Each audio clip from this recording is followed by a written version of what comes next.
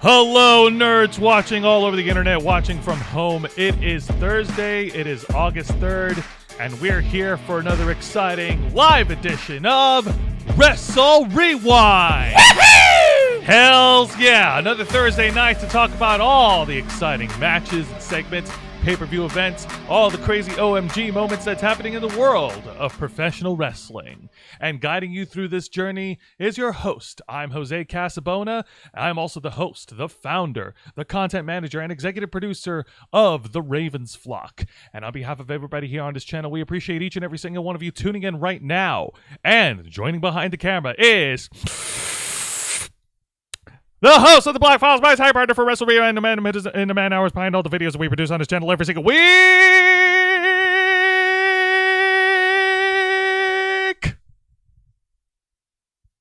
I'm too tired for clever jokes. Mr. Juan Arouse. Thank you for that introduction, Jose. Don't you ever forget the mister. And much like all our other shows on this channel, we are simulcasting on youtube.com/theravensflock and kick.com/theravensflock.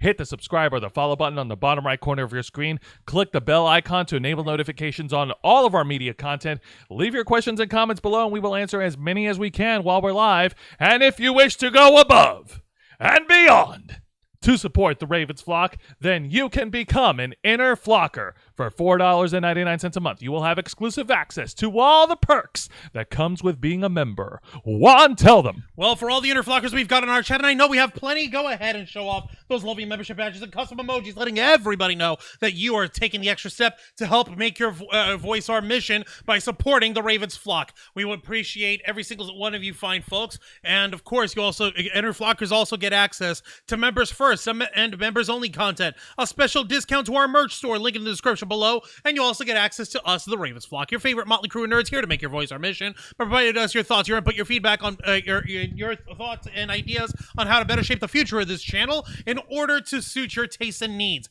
First of all, we want to say we want to give a couple of shout outs. We want to actually congratulate Kuristi, Lady Kuristi Rando-san, Kuristi Rando-sama, I believe she upgraded her name, who is now a member of our YouTube Mod Squad. Yeah! Congratulations. You've been been wrenched. You have been wrenched. You have been an incredibly strong supporter of this channel, and we really, really appreciate your recent contributions. You've been awesome. And not just monetarily, but that was insane how you've been making it rain on us as of late, but we appreciate that so much. Also, we want to say hello to the rest of our folks on our YouTube chat. We've got Miss Kim, Lisa Boo, Vicente Guerrero, and also Nikki Bella from our mod squad holding it down. Thank you all so much for being here. Also, Cool Gamer saying hello, everybody. Hello, hello. And who do we have on our Kick channel right now? Well, right now we have 2 viewers. Why don't you guys go ahead and say hi? Don't be shy. We're not allowed to bite anymore. There's a court order. I can't get into it. It's sealed. I shouldn't have mentioned that. That's not important. What's important is we have new followers. Let's see here. Mimi-chan 6004, Beasted Mode, Seduction, Bear Cream in the chat. Hello there. Gnome Clan 3x ahead. The Big Fat Stacks. BL Trey. Boingo Spoingo. That is cool. Arjun Hunter, D Walker, D Walker 1, Father and Son Gaming, X Deddy Rambo, Rostin09, Salty Shelkin.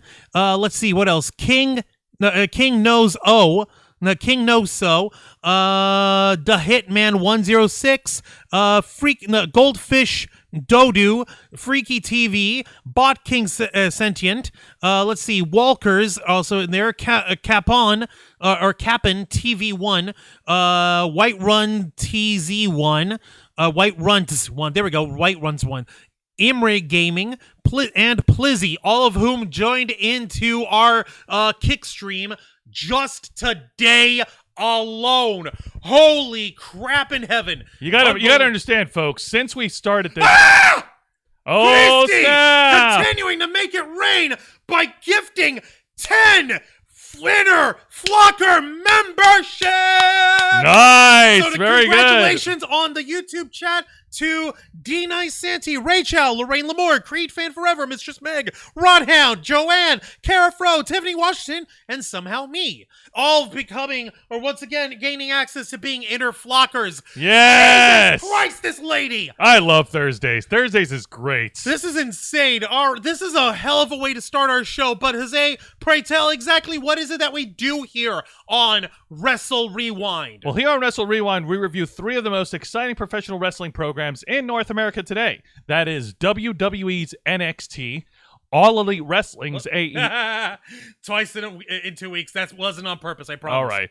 All Elite Wrestling's AEW Dynamite and Impact Wrestling. Now, before I get into it, I actually wanted to say a couple words myself. You gotta understand, folks, since we started the Kick channel, we've been struggling to get more followers. We've been sitting at 15, and then today, we skyrocketed all the way to 40. So where the hell did all these people come from? And folks, could you mind sharing and spreading the word, spreading the gospel of the flock? We are here for all of you. If you haven't subscribed to us on Kick yet, we strongly encourage that you do so. Also, Tiffany Washington did they make their way into the chat? I don't know, but if they have, go ahead and say hello to them as well. All right. If you haven't done so already, go ahead and create a Kick account and go ahead and follow us on Kick.com. We're not the only ones in the team who are doing this. We also have Popcorn Planet and Nerd Report on Kick as well. Absolutely. Go ahead and look them up. Yes. And some of your other favorite streamers are running roughshod all over Kick as well. They are kicking Twitch to the curb. All right, so Twitch is twitching its final. So Twitch bringing it back to the wrestling scene, I appreciate that, Juan. So we have just finished up the NXT Great American Bash. More on that in just a bit. That's wrapped up in the books. We're now heading to the road to SummerSlam, WWE SummerSlam, the biggest party of the summer, As they like to dub it. Yes, it's this Saturday at the Motor City in Detroit, Michigan. Do we have any fans who are from Detroit that want to represent? Go ahead. Yeah, go ahead and show off where you're listening to us from, or where you're watching us from. Absolutely. And then after that's wrapped up, we're now going to be going into the road, heading into a couple of pay-per-view events that's in the end of August. We have another Multiverse United event with New Japan and Impact Wrestling clashing head-to-head against each other. Multiverse United! We have Impact Wrestling's pay-per-view event Emergence. Yep. And we also have AEW's official international debut in London, England, for All In. You notice how they're not really promoting it that much? It's so weird. I wonder why they're not doing that. They are promoting it. But why are they not promoting it? What do you mean? Like saying, like, hey, All In is making its way here. I want to have a match there. I wonder. You'd be surprised. I said there's a lot for me to go over here, but trust me, we're more on that in just a bit. And of course, following All In, we have the annual AEW main pay-per-view event taking place in Chicago, All Out. It's kind of fitting if you think about it, I suppose, but that's neither here nor there. That's neither here all nor in there. And then all out. All in, then all out. I know. All in, all out with your. No, I don't want to make a dirty joke.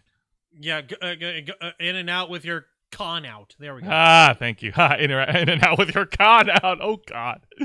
All right.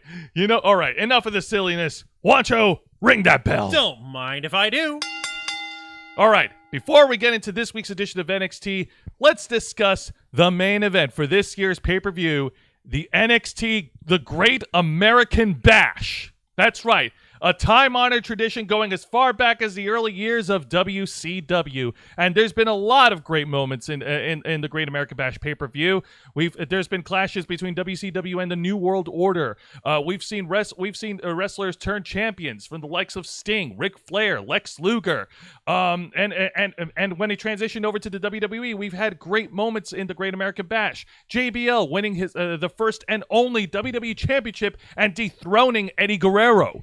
Right, that was the Texas Bull Rope match, if I'm not mistaken. That's right. In which, obviously JBL, he fought dirty as hell. Yeah, absolutely.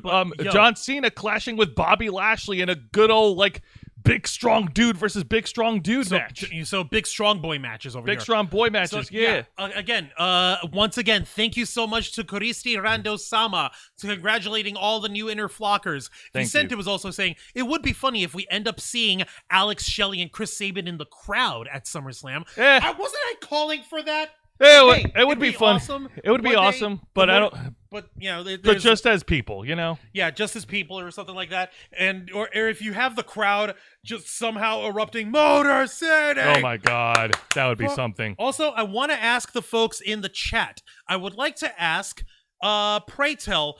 I'm trying a slightly different audio setup over here tonight.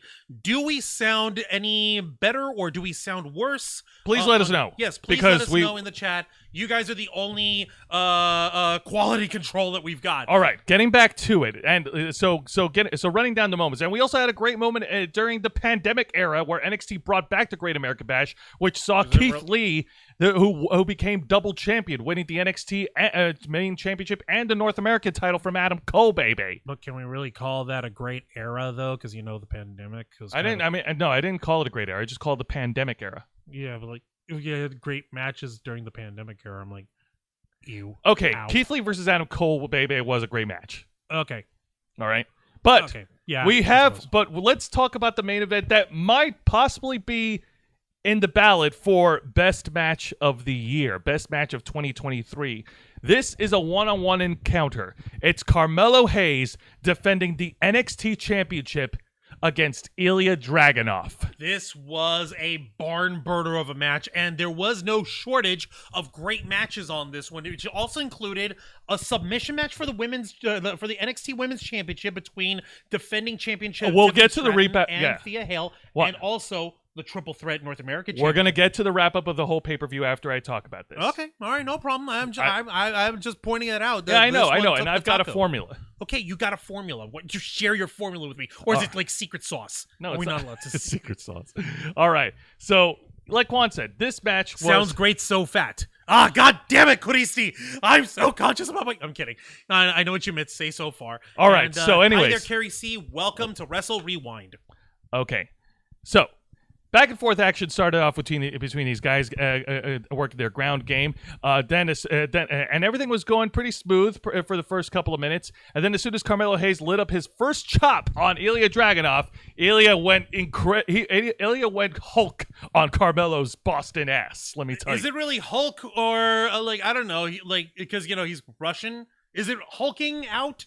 I don't want to say it's red hulking out, because that would be inaccurate. Yeah, it would be a little inaccurate, and also kind of communist. Yeah, he's not really communist or whatever. He just happens to be a badass who happens to be Russian. They're not playing into whole Soviet bullcrap stuff with him. Well, we're past that. Okay, Nikita Koloff was 1 in a million. Well, let's just say that Carmelo Hayes left with some welts on his body after the match. Ooh, okay. Oh yeah, it was purely physical. Ilya Dragunov continued to dominate throughout the main event, hitting a series of strikes and working his ground game on Carmelo Hayes, neutralizing his legs to keep him from using his high flying arsenal, which is 80% of his entire offense. Ow. Yeah, no. And Trick Williams, he stood in his lane. He didn't do any heelish, cartoonish antics to help the champ. Not as if the champ needed help. Wasn't there the last time that they had a pay-per-view event and Trick Williams was ringside? Who was Carmelo Hayes defending against? Braun Breaker. It wasn't it? He was flexing. Where were we making fun? Because he had a Boston Crab on Braun Breaker, and Trick Williams was flexing up. Yeah, you got a red shit, and he was just posing and flexing at Carmelo Hayes. Surprisingly, there was no flexing because Trick Williams is a little bit at odds with the champion, and he's also heated with Ilya Dragunov. Yeah, but why? Because of their ruckus that happened during the 6-man tag match on the Go Home show of NXT that I covered. So Trick Williams, he's having a bit of a ruckus, no relation. Yeah, no. That's a Boondocks reference for you folks. Yeah, Carmelo Hayes was able to bounce back and hit a comeback, but then as soon as he was about to hit his finishing move, I'm trying to remember what it's called. Oh yeah, nothing but net. Yeah, Ilya Dragunov was able to catch him midair and hit a sit-out power bomb, neutralizing the champion. Ow! Oh shit. yeah. Oh, yeah. Ilya Dragunov was able to regain control, continuing his punishment on the champ. And and both of these guys are spent. Both these guys are just wasted. And then we get a really cool spot near the end of the match where it looks like Ilya Dragunov was going to go for a coast-to-coast drop kick, pulling a page off of Shane McMahon. Do we want to say Shane McMahon or do we want to say Rob Van Dam? Because technically Rob Van Dam invented it first. Rob Van Dam did it first. Shane McMahon did it in the most wild ways, though. Oh yeah, that's true. How many people can safely say, "Hey, I jumped one side of the ring and the other and hit my dad in the face with a garbage can"? With a garbage can. And my feet. Hit my feet. Yeah. Yeah. All right. Not a lot of guys can do that. So Ilya Dragunov went. Hang on. So Ilya Dragunov went in for the coast to coast, but Carmelo Hayes, the resilient champion, was able to get up, meet him halfway in the air, and hit him with a code breaker. Ow. Chris Jericho's going to be suing for gimmick infringement. I invented that move, baby. So How dare you, baby? All right, before I get to the finish, what's going on in the chat? Okay, I wanted to get into the chat. Real quick, Kerry C made their way into the chat. Vicente Guerrero, so far sound is good. Some episodes, Juan had a lower sounding mic. Now Jose and Juan are at the same volume. Yeah, in that case, it worked. Yes, my little trick worked. I'll tell Jose later. But okay, Bastin in the Bostonian accent. Jesus, Boondocks. Why the Boondocks, Juan? Thank you for that. Love seeing you all in the chat tonight. Kerry C, thank you for that. RVD, yep, that's right. We're going to talk about that in just a bit when I review Dynamite. Jen Pearson, talking about trash talking your dad. Yeah, no kidding. More like taking out the trash. That is your dad. Even better. Oh! And Vicente, Ilya Dragunov moves could be said like he wrestled the way Vladimir Kozlov should have. Yes! RVD when talking that move. All right. Yeah. So now we get to the finish. Both men are spent. They're both outside. They're both rolling out at ringside. Trick Williams, holding the NXT Championship, was trying to get his. Like I said, I want to point out he didn't interfere, but he did come to the aid of Carmelo Hayes, trying to tell him to get back up, trying to hype up the champ back up. And come on, you're the champ. You can do it, man. You got this. But oh boy, Trick Williams does not have eyes in the back of his head, because then Ilya Dragunov came sprinting right at him with the Torpedo Moscow, the running headbutt. It was supposed to aim for the champion, but there was a miscalculation, and Trick Williams took the bullet. Ow. Yes. Damn. But Ilya Dragunov also caught a bit of a recoil because he hit his head on the NXT title. Ooh. Shit. Carmelo Hayes, using this opportunity, rolled Ilya Dragunov back into the ring, hit his finishing move, nothing but net, to pin and retain. Your winner, and still the NXT champion. Jose, can you find a bigger photo of Carmelo Hayes, perhaps? Holy Lord in heaven. I cannot work this. Give me a second, folks. All right, hang on. Your winner, and still your NXT champion, Carmelo Hayes. All right. So this was a hell of a match. It was fun. There was clearly conflict.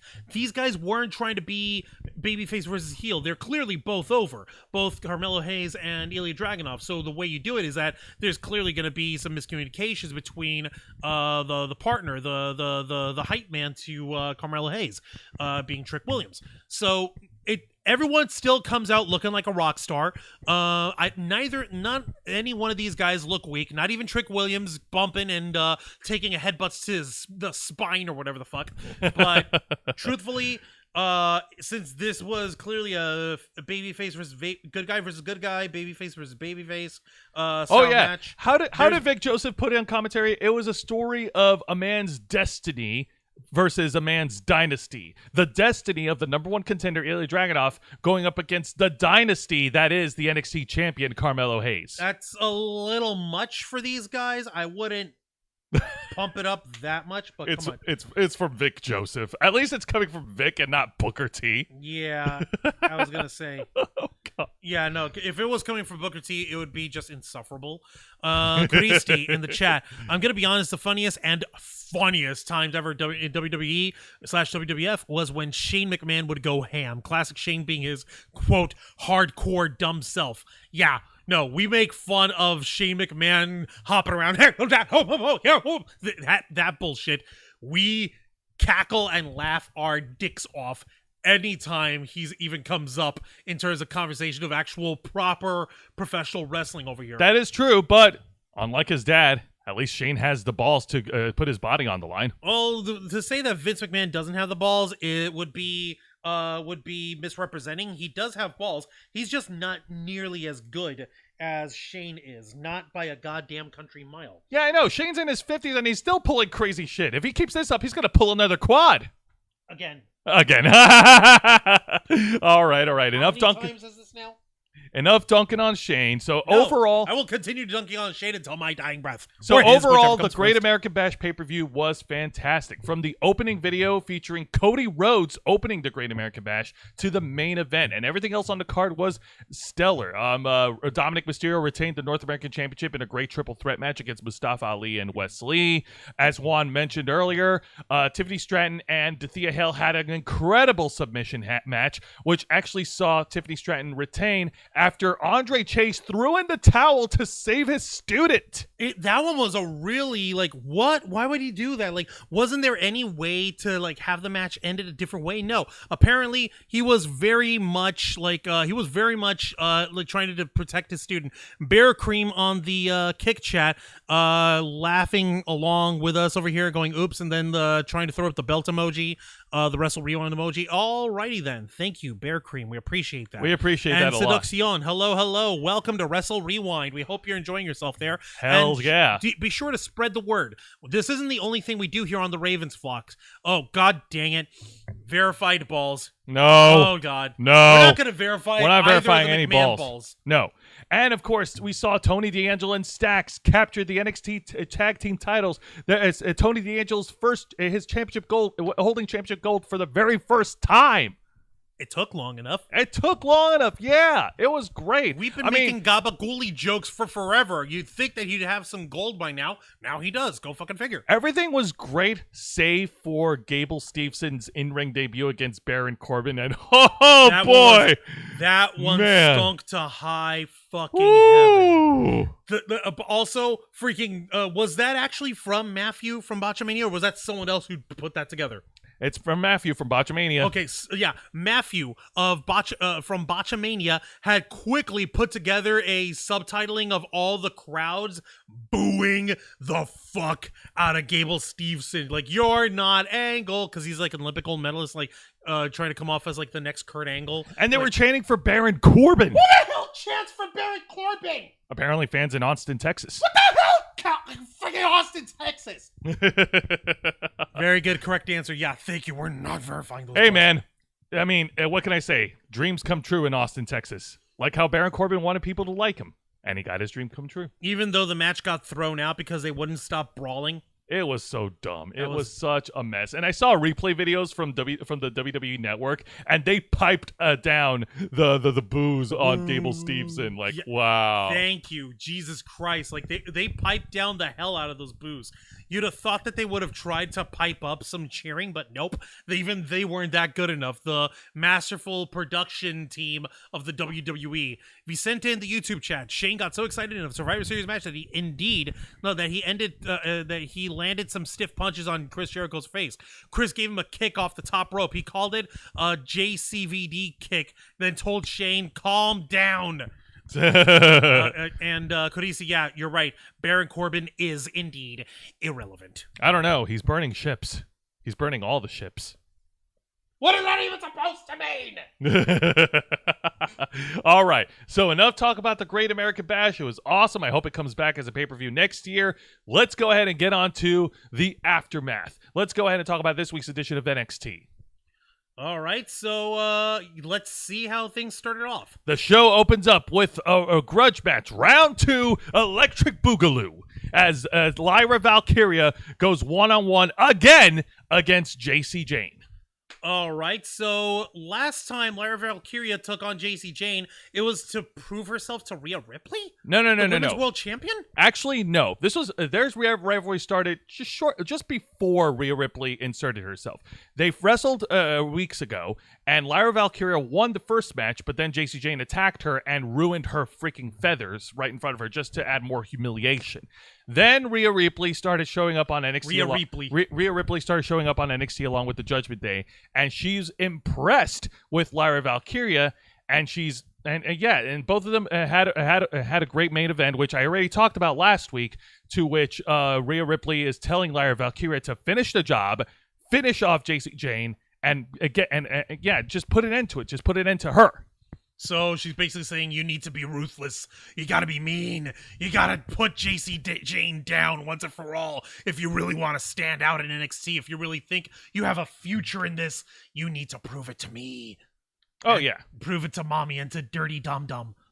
Oh, yeah, absolutely. Does that mean I get a second, mommy? No, it does not.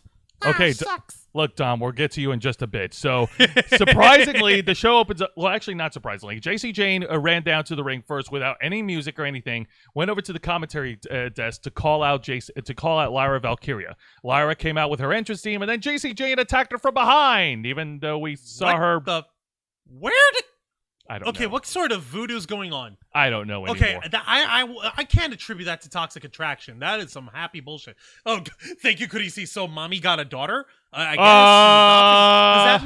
Does that mean that Dom Dom has? Oh my God, Dom Dom's Dirty Dom's is gonna be a deadbeat dad just like his dad. I can neither confirm nor deny. Okay. Seems to me like the daughter is way tougher than Dom Dom.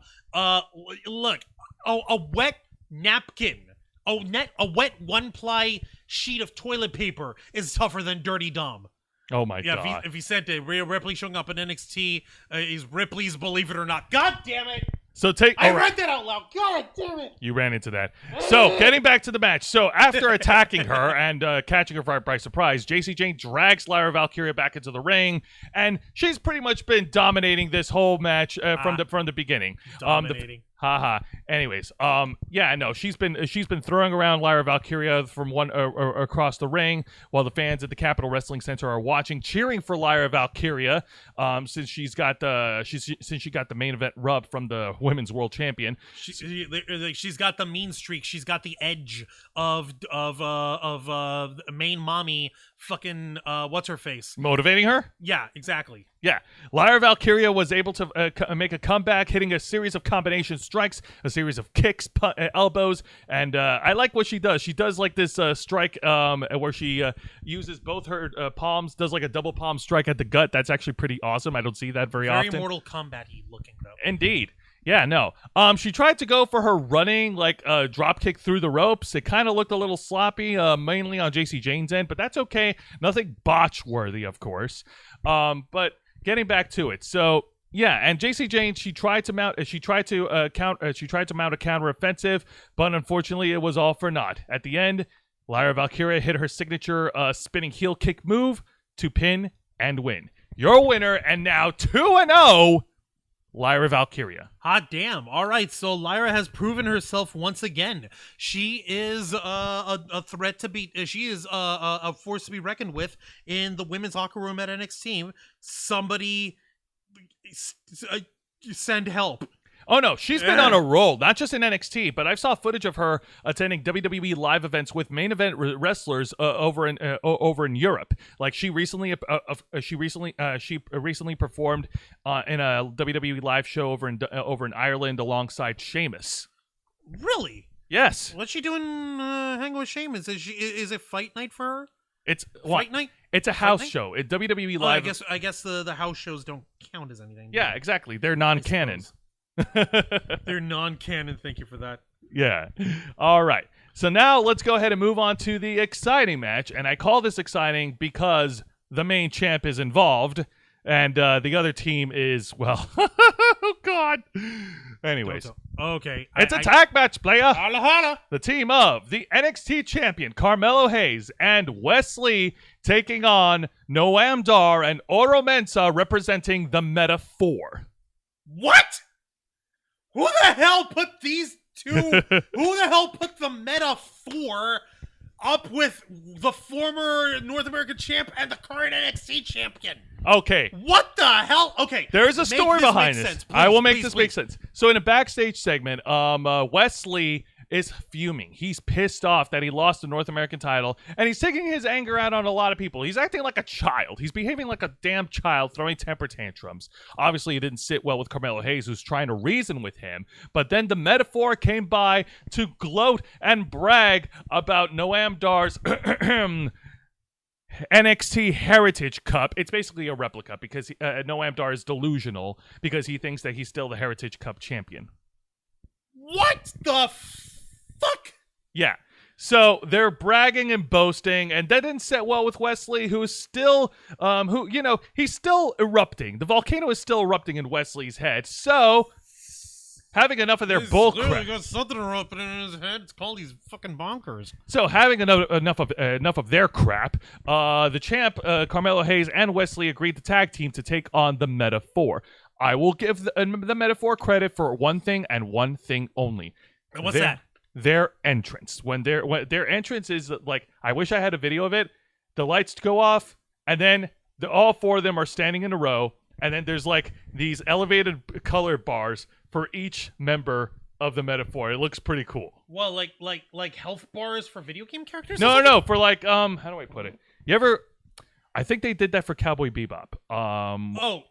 Like silhouette shit. Like silhouette. Okay, cool. I guess I kind of see that. Sounds interesting. I guess the entrance is cool, and that's the only cool thing about them.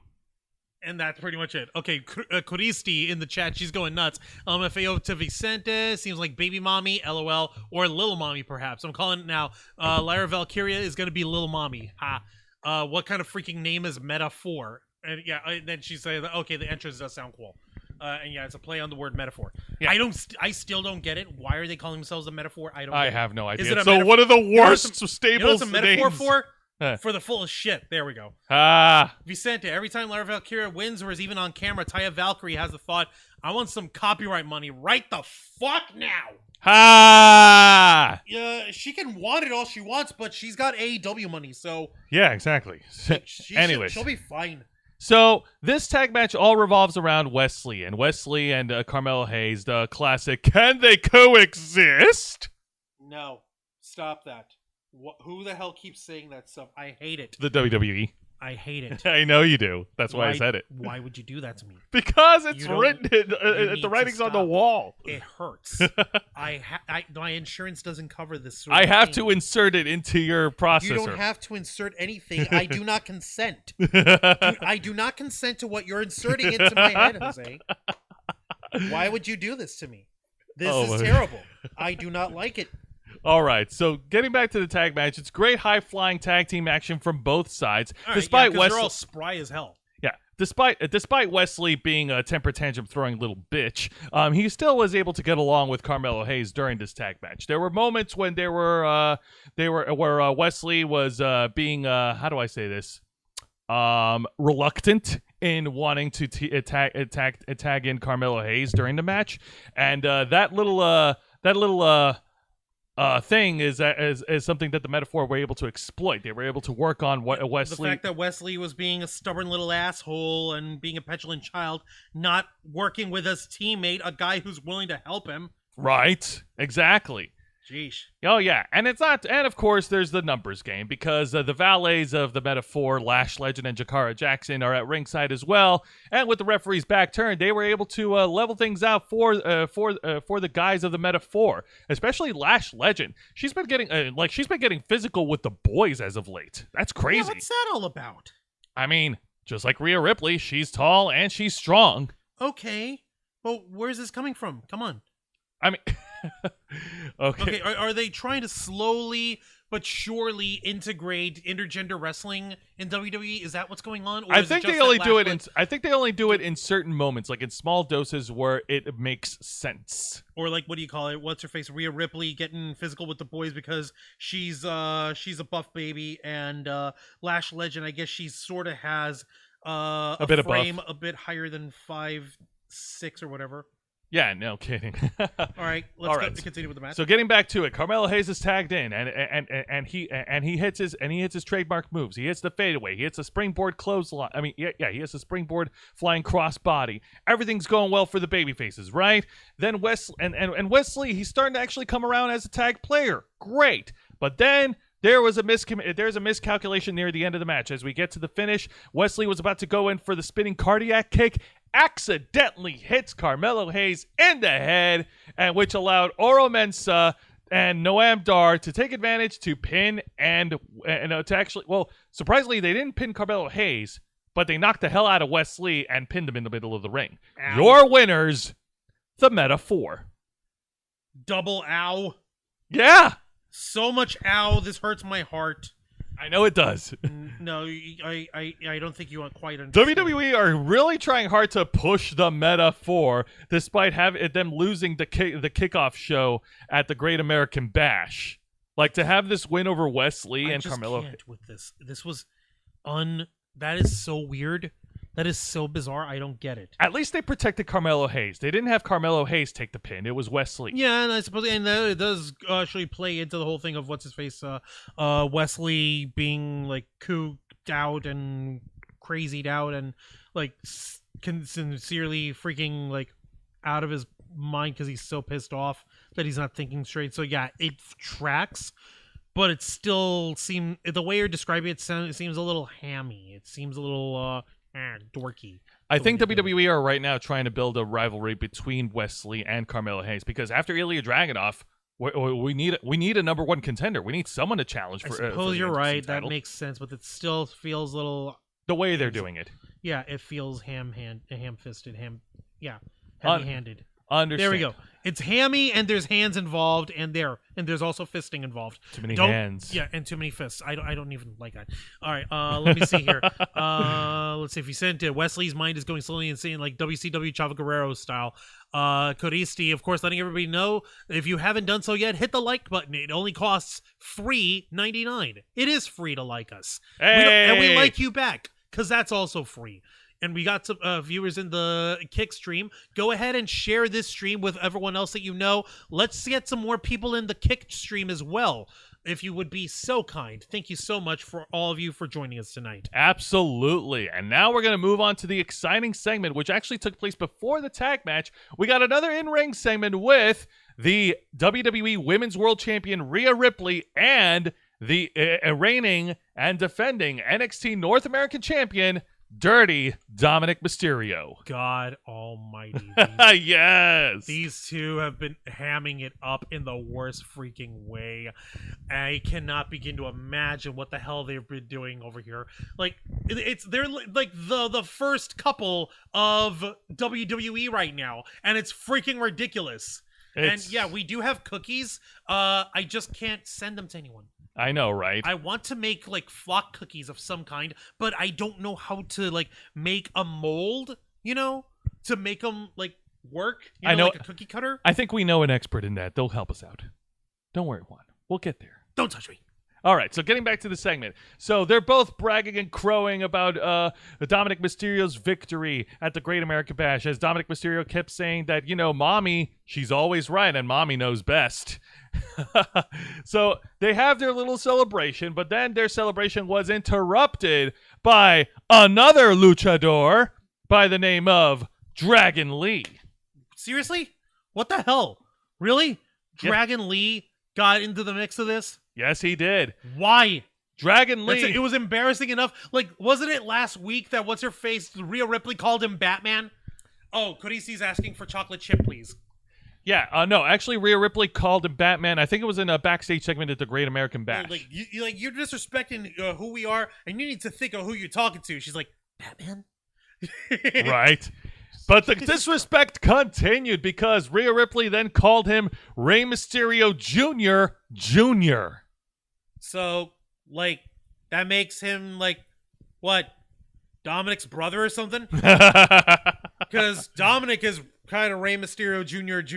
Now, unfortunately, this is where the segment starts to flounder a little bit because for all the talent and all the skills that Dragon Lee has in the ring, I hate saying this, but talking is not his strongest suit. No, it really isn't. He's got to get that shit under control before they pass him the mic on anything going forward. He flubbed in his lines whilst trying to talk English, but he made his point clear that he is challenging for the NXT North American Championship against Dominic Mysterio next week. And since Mommy Rhea Ripley is going to be at Dirty Dom's corner next week, Dragon Lee, he won't be coming alone because he is bringing a little bit of backup in the form of the WWE Hall of Famer and former WWE World Champion and the father of Dirty Dom, Mr. Greatest Luchador of all time, Rey Mysterio, is coming to NXT next week. Booyaka! Booyaka 619. Oh.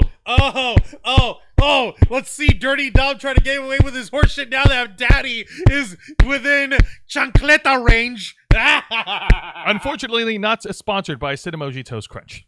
Part of a balanced breakfast. No, we don't need Cinemoji Toast Crunch. Jesus jumped up price.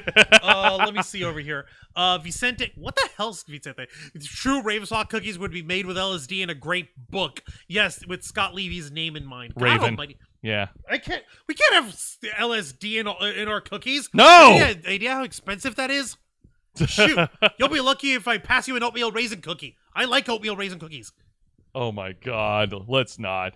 But yeah, Rey Mysterio is coming next week, and he's going to be at Dragon Lee's corner when Dragon Lee goes one-on-one against Dominic Mysterio. That's good. That's going to be great. I think that one's going to be a main event match. That I hope so. It sounds like it's gonna be main event caliber right there.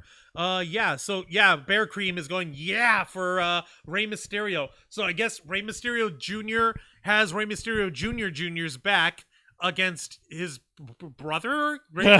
Also Rey Mysterio Jr. Senior. Oh my God. No, he would be Jr. because Dominic is younger than Dragon Lee. Juan, please stop. You're going to hurt your head. I already have a headache. You can't begin to friggin' imagine. Well, then drink your soda. Okay, don't tell me what to do. Anyways, so let's go ahead and move on into a lackluster one-on-one match that they had in NXT. This is just a one-on-one encounter between the big boss man, Dijak. I'm sorry, the lost member of the Shield, Dijak. What the hell? Looking for some retribution, wink, against Eddie Thorpe. Why? I don't know. What did Eddie Thorpe possibly do to him? Actually, he didn't do nothing. It was just an excuse for me to use those jokes. Anyways, so yeah, Eddie Thorpe and Dijak, they had a little bit of last week. They had a little backstage segment it wasn't a backstage segment. Eddie Thorpe was wrestling a match last week, and then Dijak felt like a backstage segment. Yeah, no, and then Dijak knocked his ass out, costing him a match. I guess they're setting up a rivalry of who the tougher guy is, but as far as Dijak goes, like, man, he has just fallen down the pecking order. He went from challenging for the North American title to wrestling Ilya Dragunov in a last man standing match, and now he's wrestling in a one-on-one match against Eddie Thorpe. And who knows what else Dijak is going to be doing, Mr. Big Boss Man wannabe. Right. All right, Jesus, but anyways, this match was not horrible. It's just I don't have any investment to it. They both put on a great show, especially Eddie Thorpe, with Eddie Thorpe making a comeback against Dijak, who's been dominating this match. Eddie Thorpe hitting his own combination of strikes and hitting a bunch of high-flying moves, some great lucha moves as well for all the fans to watch. Dijak was able to catch Eddie Thorpe off guard, slamming his arm against the ring post as Dijak was at ringside. And then Dijak was able to roll back into the ring, hitting his spinning discus big boot to pin and win. Your winner, Dijak. All right, was fantastic. Why? Okay, so this match wasn't... You said it was lackluster. It was just lackluster because there wasn't an actual compelling story to keep me invested. Okay. And but I will say this, to their credit, at least they were able to give Dijak a win, considering his losses in the past pay-per-views at Battleground and in Vengeance Day. He really needed a win. Okay, so I guess it kind of makes sense to actually have them have this kind of match, but did it really have to come at the expense of what's his face? Of the new guy, Eddie Thorpe, who's coming out white hot from his win at NXT Underground? Nope. Well, do you want to call it white hot if the guy he wrestled was... Well, if we're comparing Damon Kemp to his brother Gable Steveson, nope. I don't know. Which one screwed the pooch more? Okay, I don't think I want to... let me take a look over here in the chat. Carisi was like, too many juniors. My brain hurts. Thanks, Juancho. Don't thank me. Actually, yeah, thank me. You're welcome. Vicente, Dom is Ray Jr.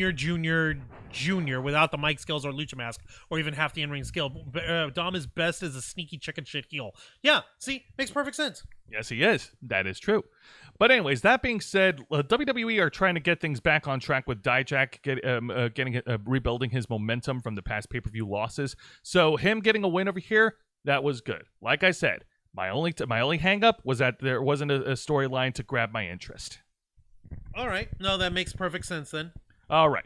Now let's get to the bad segment of the night on the ongoing chapter, on the ongoing series of wrestlers not knowing how to cut and not knowing how to talk.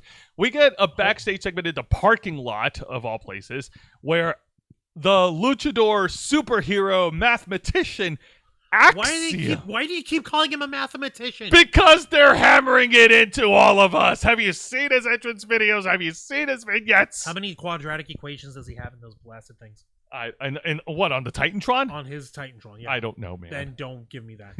Anyways. So Axiom, oh shit. Yep, Axiom approached Dirty Dom and Mommy Rhea Ripley, and Axiom, like I said, he tried to talk, but that segment was doomed from the start.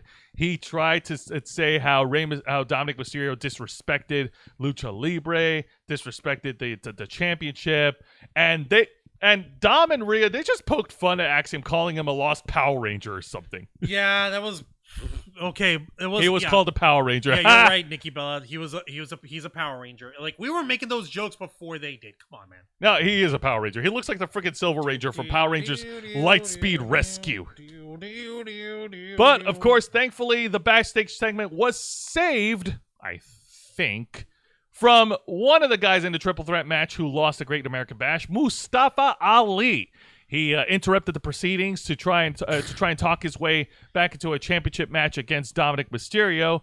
Of course, Dominic and Rhea Ripley not sweating the competition. They walked away, leaving both Axiom and Mustafa Ali to bicker like a married couple. Axiom saying that he felt disrespected. Mustafa Ali clapping back, saying, "Oh, you felt disrespected? Try feeling disrespected for 6 years." Ouch. Mustafa, come on, man. Like, dude.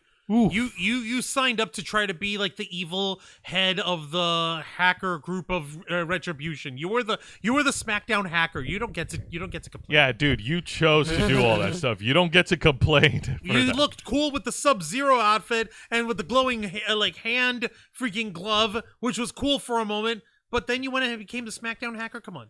And that became part of Retribution. Come on, man. Yeah, now there's only so much that you really to like mess with over here. Yeah, also, him throwing that line in there just reminded us of how badly WWE dropped the ball with Mustafa Ali. Wouldn't it have been great if he was, when they were over at Crown Jewel in freaking goddamn Saudi Arabia, if he had won the IC title against Gunther? Wouldn't that have been fucking phenomenal? That would have been a great opportunity for Mustafa Ali to win. That would have been incredible. That would have actually been cool. That would have been an excellent opportunity for Mustafa Ali to actually get a win that would be a great, big, awesome signifier. Even if you don't want to get into the whole political shit that we've gone to, because we went on to that shit and we beat that horse to death over how it's a horrible Actually, no, that wasn't Crown Jewel. That was Night of Champions. Night of Champions. Whatever. Point is, they were in Saudi Arabia. He could have won, but then he didn't. And I'm starting to sound like Kevin Owens. Carisi and Vicente. Carisi, that Axiom is the European NXT Power Ranger. I do have a compliment for Rhea Ripley for once. I do like her with the longer hair. I agree. Not that gel crap she used to do. Okay, well, to each their own. Everyone's got a different style. I just like Rhea Ripley, period. Right. What did Vicente say? Dijak needs a prisoner to jump and beat the crap out of him after a squash match. Dominic in an orange suit versus Bossman 2.0. Oh my God. Ali has a point. He gets bad booking, and Retribution was a mess. The group was like a bad version of any XPW group. Ooh. Ew. Wow, Vicente. Just because it's true doesn't mean you have to say it. Damn, son. The thing is, the past 6 years for Mustafa Ali weren't always horrible. He had a great white-hot start in 2017 and 2018 as part of the cruiserweight division on 205 Live. You know, back when the brand meant something. And then 2019, after being drafted to SmackDown, he got a singles victory over Bryan Danielson, who at the time was the reigning WWE champion. And they were trying to push him into the main event picture, but then he got a black guy from Randy Orton, and that completely derailed his main event push. Yeah, that kind of messed it up over here. It's a shame that Randy Orton can't be back in the ring so he can have his retribution against him. Yeah, Mustafa Ali tried to get back on track in 2019 Money in the Bank, but was completely crapped on by a returning Brock Lesnar, who won the Money in the Bank briefcase and threw Mustafa Ali out of the ladder. Yeah, no, that was pretty fucked up. I'm not going to forget that. But getting back to present day, 2023. So yeah, it looks like while Dirty Dom is busy defending his championship against Dragon Lee, we might getting a one-on-one rivalry program between Mustafa Ali and Axiom. I wonder if this time Mustafa Ali will actually dress up like Sub-Zero. I mean, seriously, a Mortal Kombat character versus a Power Ranger character. Would you pay to see that? No. Not like that. Oh my God. Not with that crappy way of like trying to present it to me. Yeah, I know. Any other day I'd be fine with it, but I mean, come on. If it wasn't produced by WWE. Just please. All right, well, tell you what, Juancho, turn that frown upside down because we're now going to get into the main event. It's a 6-man tag match, playa. Holla, holla, holla. We have the team of... Well, actually, first of all, this deserves a little bit of a storytelling. At the beginning of the show, before the opening match, we got video footage of the tag champs, Tony D and Stax, making their way to the parking lot, but they were jumped by Gallus.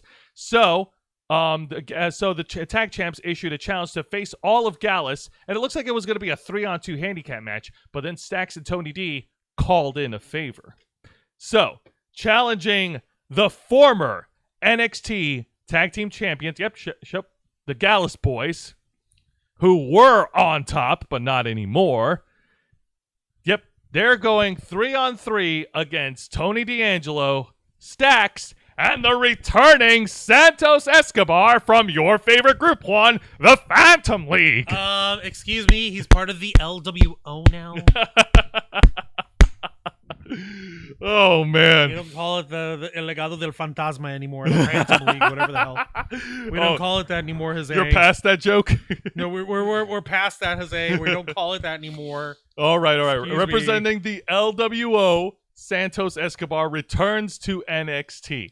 Yay. Yes, the last time I talked about Santos was in 2021 when he had this silly, goofy rivalry with Tony D'Angelo, of who's really the Don of NXT, and we've talked about it in detail, highlighting all the stupid antics, from putting a dead fish on the top of Santos's car, from putting a boot to his car.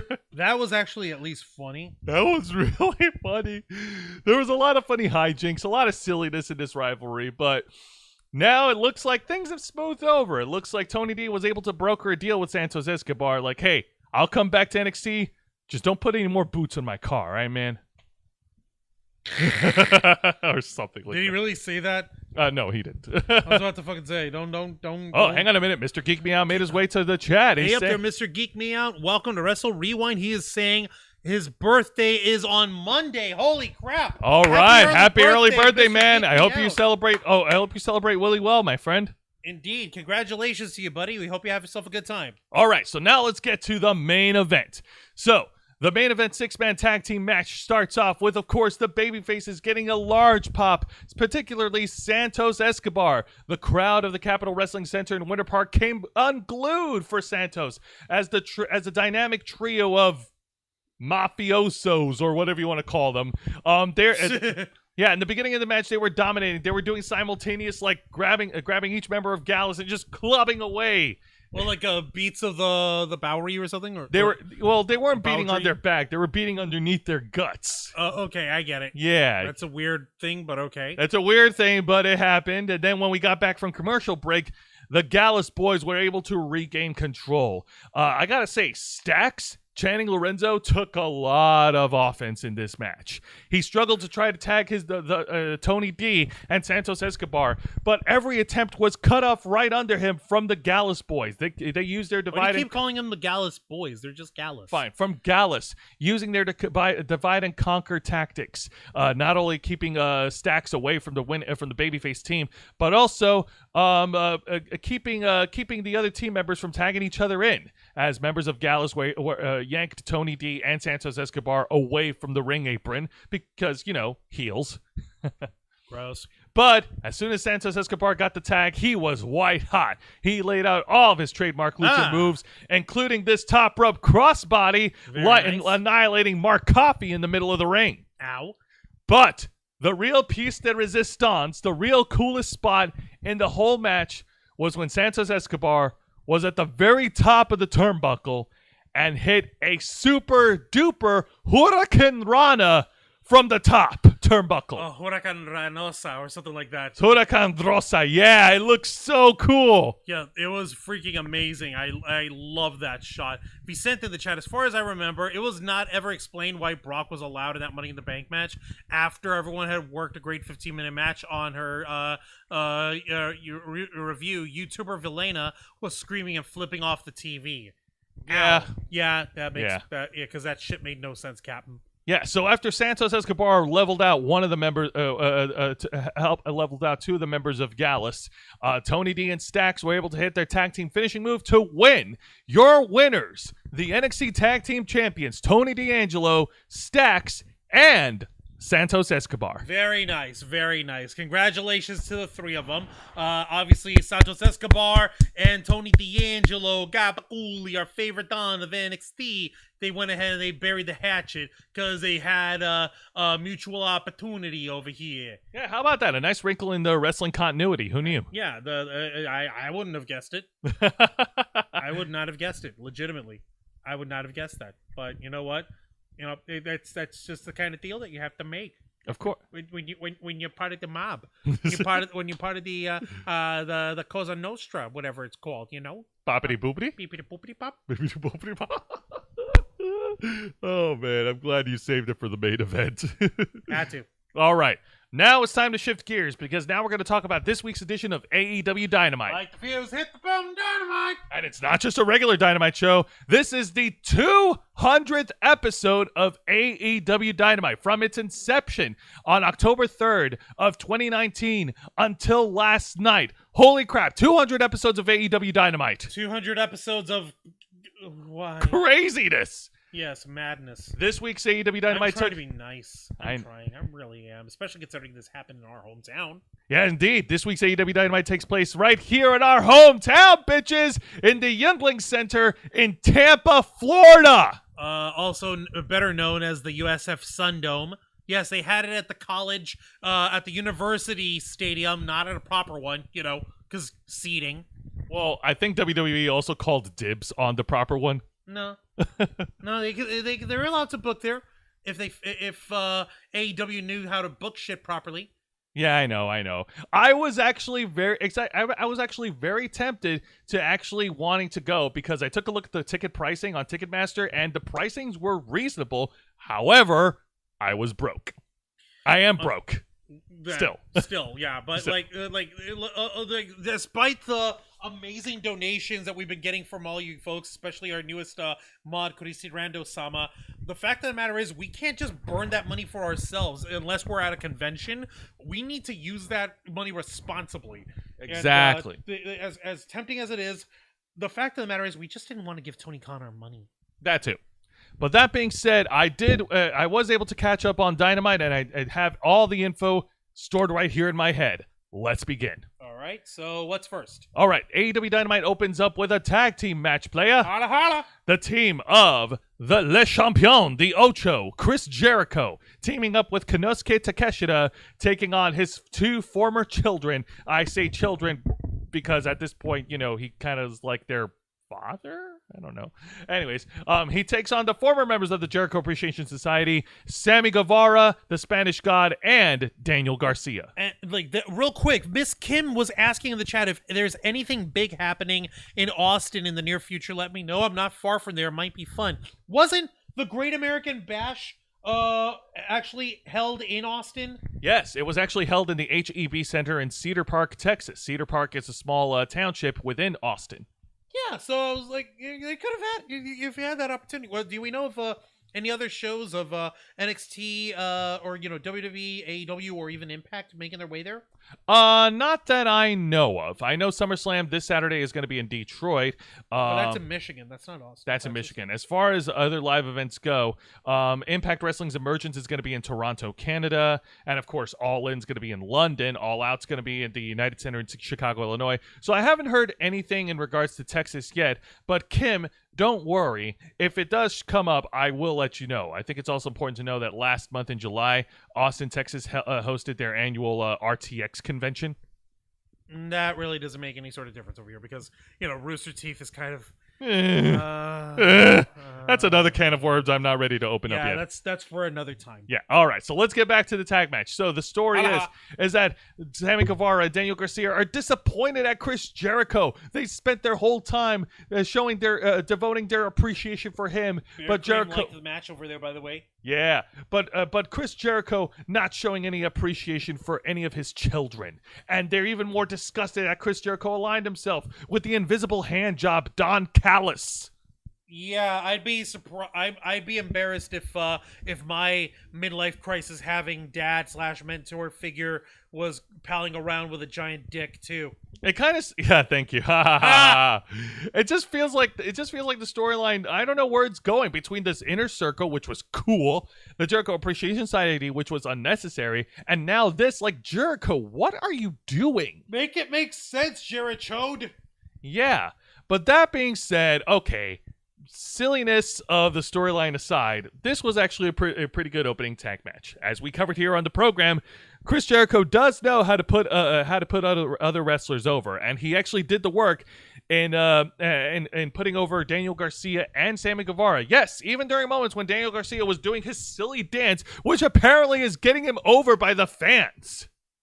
All right, well, shit. If it works, it works. I guess I don't freaking know. Oh yeah, no. It kind of reminds me of like the turtle rap, rather the ninja rap dance. Go, go, go, go, go, ninja. Like it kind of looks like that for a second. At least the hand movements do. Yeah, no, definitely. Great back and forth action for both teams. Don Callis at ringside, of course, supporting Jericho and Takeshita. Haha. Supporting. Chris Jericho was able to catch Sammy Guevara mid-air and tries to lock in the walls of Jericho. Sammy Guevara was able to counter that, and after some more back and forth action, we then get the dirty finish. It looks like Daniel Garcia was on the way to help win for Sammy Guevara, for his team of himself and Sammy Guevara, but then with the referee's back turned, Don Callis slipped in the bat. Well, actually, no, Don Callis didn't slip in the bat. He went into the ring and used the bat and clocked Daniel Garcia in the head. Jericho looking completely shocked and confused, like, why? Why would you do this? I don't get it. And Jericho, he just went ahead and pinned Daniel Garcia for the win. Your winners, Chris Jericho and Konosuke Takeshita. God damn. Like, okay, we already know that, like, Jericho's freaking... his best traits are when he's a chicken shit heel. Like, why is there all this all of a sudden friggin' like moral quandary out of him all of a sudden? I don't know. Where is this coming from? When is he shy at getting dirty in a match? I mean, because he's wrestling Sammy Guevara. And what does he care? He's like close buddies with him. And have you seen their pictures? And what does he care? Oh man. He invented it, baby. You're right. Oh, my goodness. All right. Let's go ahead and move on to the exciting match. There were a lot of good matches on the card, but in my opinion, this was the exciting match. It is a triple threat, anything goes match between Jon Moxley versus Trent Beretta versus Penta El Cero Miedo. Okay, so in other words, this is, hey, Moxley hasn't gigged in a week. We need to say that before he starts hunting for us for sport. All weapons legal, no disqualification, anything goes. Moxley gigged in the first 5 seconds. Okay, he didn't gig in the first 5 seconds, but he was busted open, right? He was busted open. And here, let me do a tally mark of how many weapons there were in the match. Okay, we got chairs, we've got kendo sticks. They brought in the tables. Let's see. I'm missing a weapon. I'm missing a particular weapon. Oh yeah, Moxley brought in a bag of thumbtacks. No. Yes. So in other words, guys, just lazy booking. Another excuse for Moxley to be hardcore tough man. But this was actually not bad, in my opinion. I mean, right. Juan's taste and my taste is different when it comes to I like hardcore matches, but that's all Moxley freaking tries to do because if you're not bleeding, then it's not real enough, pal. Bleh. Come on, man. All right, Come on, Mox. Come the fuck on, man. There were a lot of crazy spots. One of them being Penta El Cero Miedo actually did a leap from the top turnbuckle and did a Canadian destroyer through the table onto Trent Beretta. Ow. Yeah. And then after he hit the destroyer, he lit back on his feet. Moxley was waiting in the wings and tackled Penta El Cero Miedo through another table that was propped up against another turnbuckle. So after the back and forth action, yeah, Moxley's busted open. Trent Beretta was busted hard ways open, like in his skull. Ow. Yeah, Moxley, then that was the point where Moxley brought in the thumbtacks. He brought in the thumbtacks in the ring. He hit the paradigm shift on Penta El Cero Miedo head first onto the thumbtacks. Just say Penta for short. Penta head first onto the thumbtacks, was only able to get a 2 count. And then Moxley slammed him with a vertical suplex back first, and Penta was stripped of his shirt. So yeah, no, but Penta ate all the thumbtacks in his back. How could you even tell, though? Because I saw it happen. Yeah, but with all the blood that Jon Moxley's trying to sop up from everybody in the middle of this match, how could you even tell? Oh my! How? You can't. How can you tell if anyone's bleeding when Jon Moxley's trying to absorb their blood through osmosis? Okay, you can't tell if Penta's bleeding because Lucha Mask. Yeah. Yeah. Exactly. All right, but I mean, I that's what I'm trying to say. No, I get what you're trying to, dork. All right, getting back to it. So, and Trent Beretta, it looks like he was going to go for a ride too, but then Trent Beretta was able to counter Jon Moxley and hit the Dude Buster on him and landed on Moxley landed on the thumbtacks, but Moxley was able to kick out after 2. Finally, after more back and forth action in this crazy bloody affair, Moxley was able to hit the paradigm shift once again onto Penta in the middle of the ring. But as soon as he was about to go for the pin, Trent Beretta did a surprise dropkick, knocked Moxley out of the ring, and stole the pin from him to win. Your winner, representing the Best Friends, Trent Beretta. What? Yeah, he stole Moxley's victory. What? What, really? Yes. Okay. You just caught my interest. Granted, it took the ending of the match to do so, but shit. When was the last time Trent Beretta won anything of value? Exactly. All right. Then, but of course, there was more craziness after the match. After the match, Jon Moxley, proving to be a sore loser, choked out Trent Beretta in the middle of the ring, and then everything spilled into another Pier 6 brawl. Pier 6 brawl. Pier 6 brawl. Pier 6 brawl. Pier 6 brawl. Pier 6.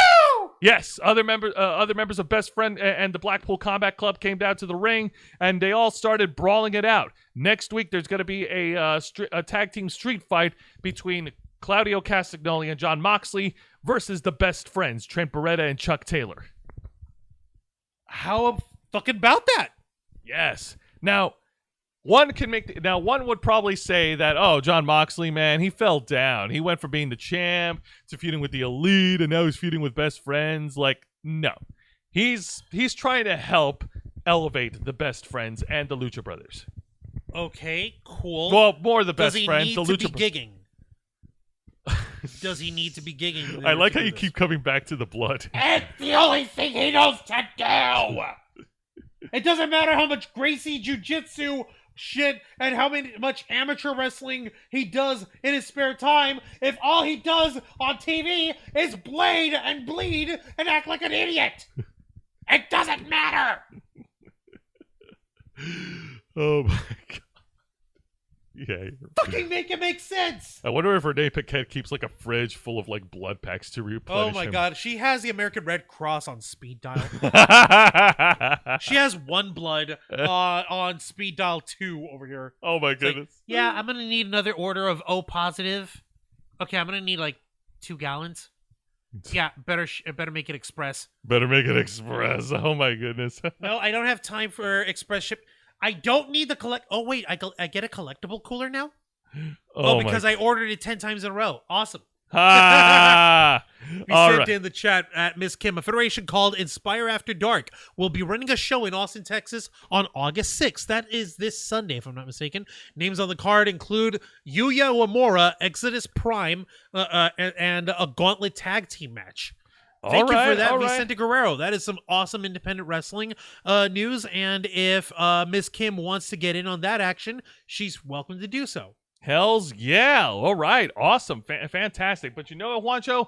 It's time to take a break from all the blood, because now we're going to get into the best segment of the night. And it's featuring, of course, the AEW World Champion, MJF. All right, fantastic. We're actually gonna get to hear some words from the AEW World Champion himself, Maxwell Jacob Friedman. Don't tell me he's there to talk about how much he loves his partner Adam Cole, baby, despite the fact that they couldn't get the tag team championship match. Well, before we cross that bridge, MJF actually told a very compelling story about his childhood upbringing. He mentioned publicly that he is diagnosed with attention deficit disorder (ADD), and the fans cheered ADD in support of MJF. Really? Yes. The fuck? Yes. Okay. And here we used to like stigmatize this stuff, and everyone who was actually diagnosed was beat up and bullied and made to feel inferior. What the fuck? No. I like that. We live in. Yeah, I know. I like that WWE and AEW are actually putting more attention and more. I'm saying that my high school owes me a fucking apology, but that's not important. You and me both. Speaking of which, his childhood upbringing, like he kept mentioning how he was backstabbed, how he was picked on as a child. At one point, he was bullied by a couple of kids who had a bag of quarters, and they kept throwing it at him and saying a bunch of like really bad slurs that I'm not going to repeat on this program. Okay, because Maxwell, he's a Jewish dude, and they threw coins at him. You put it together yourselves, guys. Yeah. So in his mind, he developed this thing like, you know what? I'm gonna stab people in the back before they get a chance to stab me in the back, and that apparently is a justification of how he carries himself throughout the years as this conniving heel. Okay, not that we needed an explanation, but thank you. I guess AEW Doesn't he explain that before in the past? It looks like AEW is trying to slowly but surely turn MJF heel and trying to add more layers to his character, because up until now, what really did we know about MJF? Okay, he was a fan of CM Punk. He was that was a storyline they wrapped mentioned how he was bullied and stuff, and that he became a bully. He mentioned how he committed vehicular homicide, and they dragged the body away, and this girl that he proposed to left him and said no and embarrassed him in front of everyone, and how he's evil because like fucking whammon or whatever. Yeah, and now we're supposed to sympathize for him. At the very least, sympathize and understand where his upbringing. Okay. Yeah. I already knew that upbringing part stuff because he mentioned how he was bullied and then he became the bully. Oh, god damn it, these two.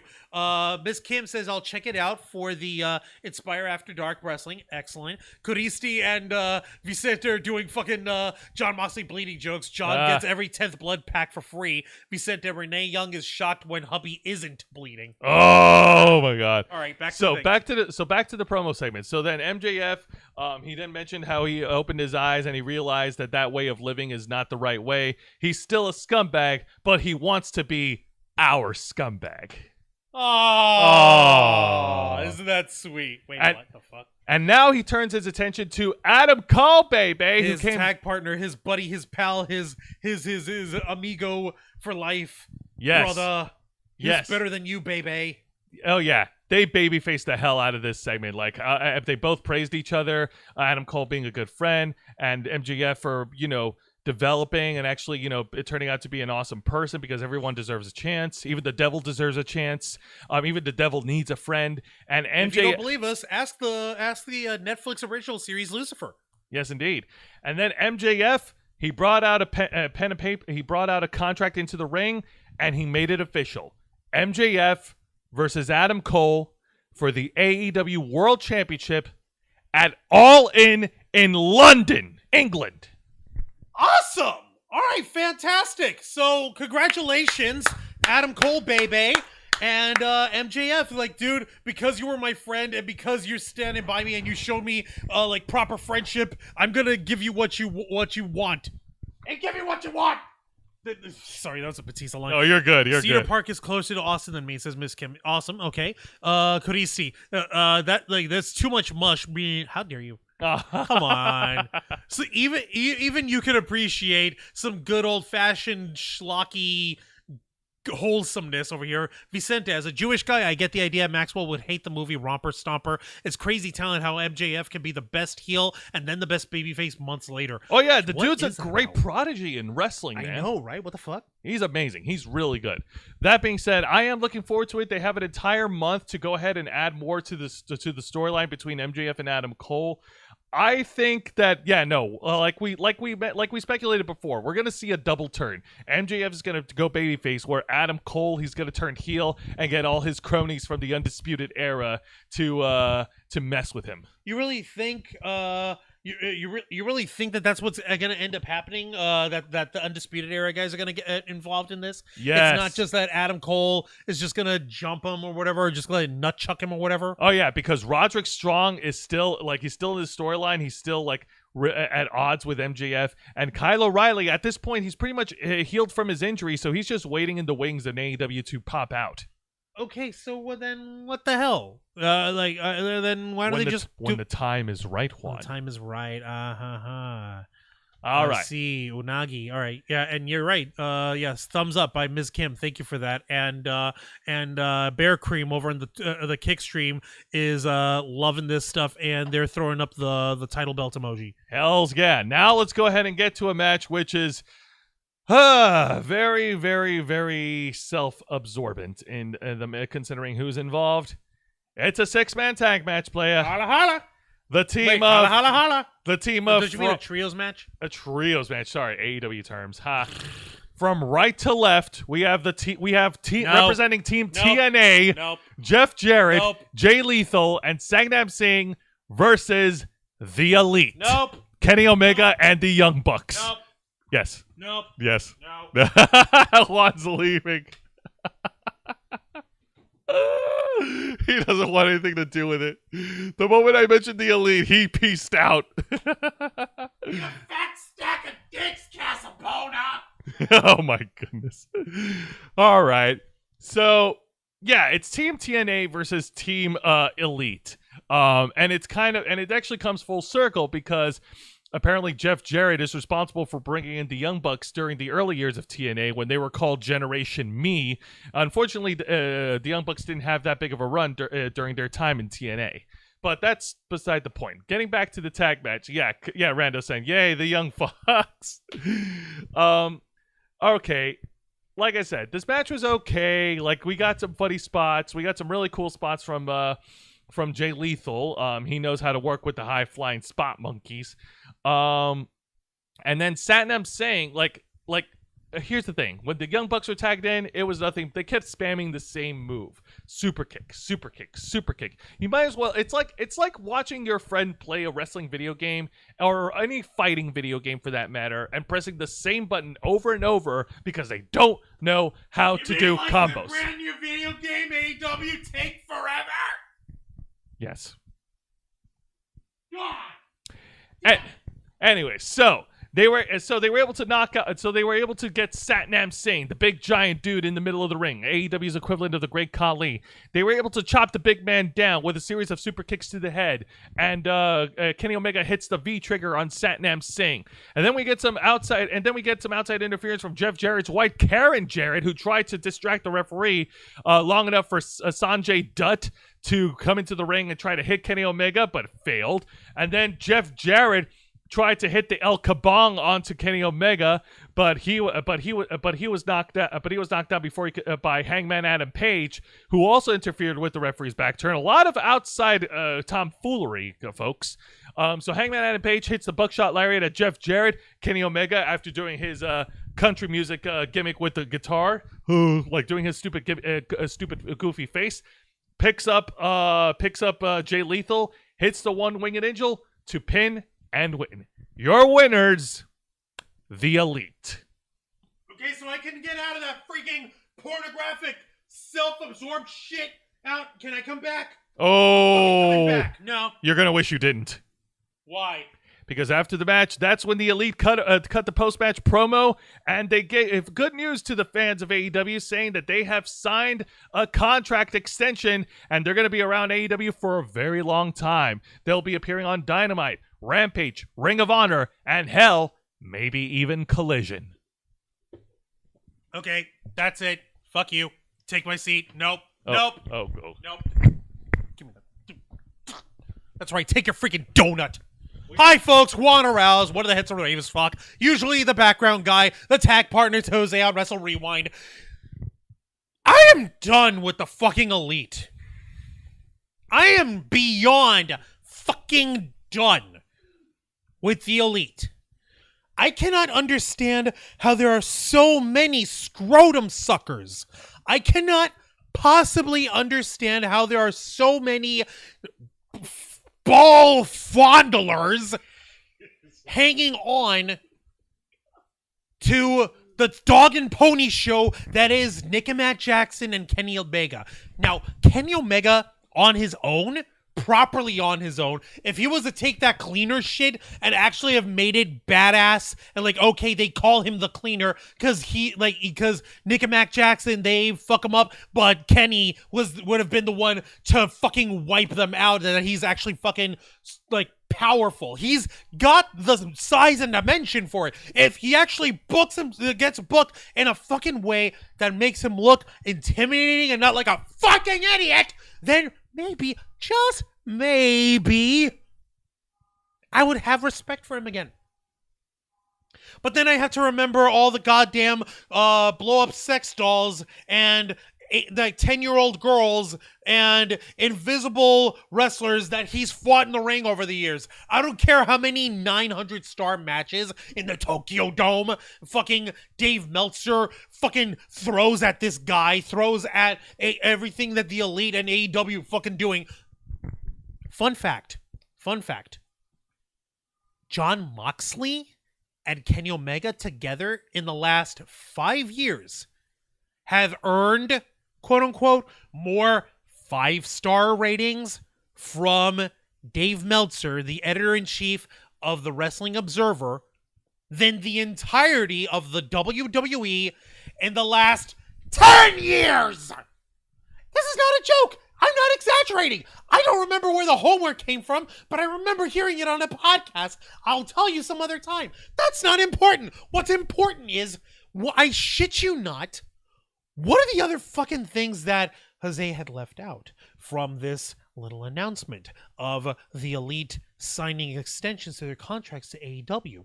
Is that I don't remember which one of those two fucks, whether it's the balding fuck or the pucker face, gooky face fuck, the young fucks. I don't remember which one it was. But they literally continued to rub their tiny little dicks in the camera. Okay, you remember how in the South Park episode of Prince Harry and Meghan Markle, what's his face, the Canadian version of Prince Harry rubbed his blue willy, which was like a blue little rectangle, up against Kyle's living room window to get their attention? Oh my god. This is their version of that. By continuing to press on saying that there can be no elite. No all elite wrestling without the Elite. Motherfuckers, you spam the same shit. You do the same matches. You don't change. You don't evolve. Your ego is all over the fucking place. And if you really wanted to do proper fucking business, you'd have faced CM Punk right then and there, face first on the first night of fucking Collision like men. Not like the little bitches you are. I don't give a fuck if you're from fucking Rancho Cucamonga, California, or if you got Kenny Oblivious coming down from Canada or Japan, wherever he's got his residence at. I don't give a fuck. And as far as Hangman Page is concerned, he's a fucking non-factor. I don't give a damn if he was an AEW World Champion. The fact of the matter is, Hangman Adam Page, his sorry ass only has any sort of standing because he was carrying the bags of the Young Bucks. All 4 of those fuckers. The only one who has any sort of fucking actual standing that I could have a modicum of respect for is Kenny Omega, and that's a long fucking shot of long shots. But every single one of these fucking douchebags, they deserved the ass whipping that they got last year, and they deserve to be left in obscurity. The fact that they found a money mark, a fucking a guardian angel in the form of Tony Khan, the fucking coked out dweeb who continues to bankroll these fucking morons, instead of actually saying, hey, you know what? Maybe I don't want you guys around, or maybe I want to cut down on your booking over here in order to push newer wrestlers and in order to highlight more people in All Elite Wrestling because I have 200 action figures to play with and I want to show everyone how much of a special boy I am. No, it's not fucking enough.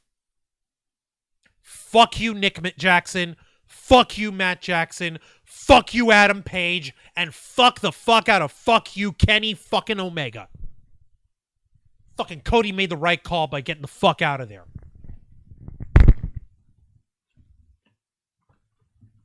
Fuck! Holy shit! Damn, bro. That was actually pretty Next awesome. segment. All right, next segment. Well, before we get to that, let's get to the chat here. We got. You need to slide your chair. Which way? This way. There you go. All right, let's turn our attention to the chat first. We got Let me some. see over here. Ball fondlers. Jesus Christ. Let me see. I hate these guys too. Matt and Nick should get. Oh, let me see over here. Vicente, real quick. Miss Kim Thunder Rosa's MPW will be running a show on December 8th in San Antonio. That's cool. Poncho, come back. Don't make me suffer alone. I hate these guys too. Sorry, I had to. I before my sanity, I fucking couldn't stand them. Matt and Nick should get squashed in a handicap match at least once versus Satnam Singh. That'd be fucking hilarious. I hate you, Juancho. You made me suffer, said Coristi. God dang it. LMFAO ball fondlers. Vicente, thanks for the info. I'll see either if it's doable. Omega, 3 more years in AEW. Cool.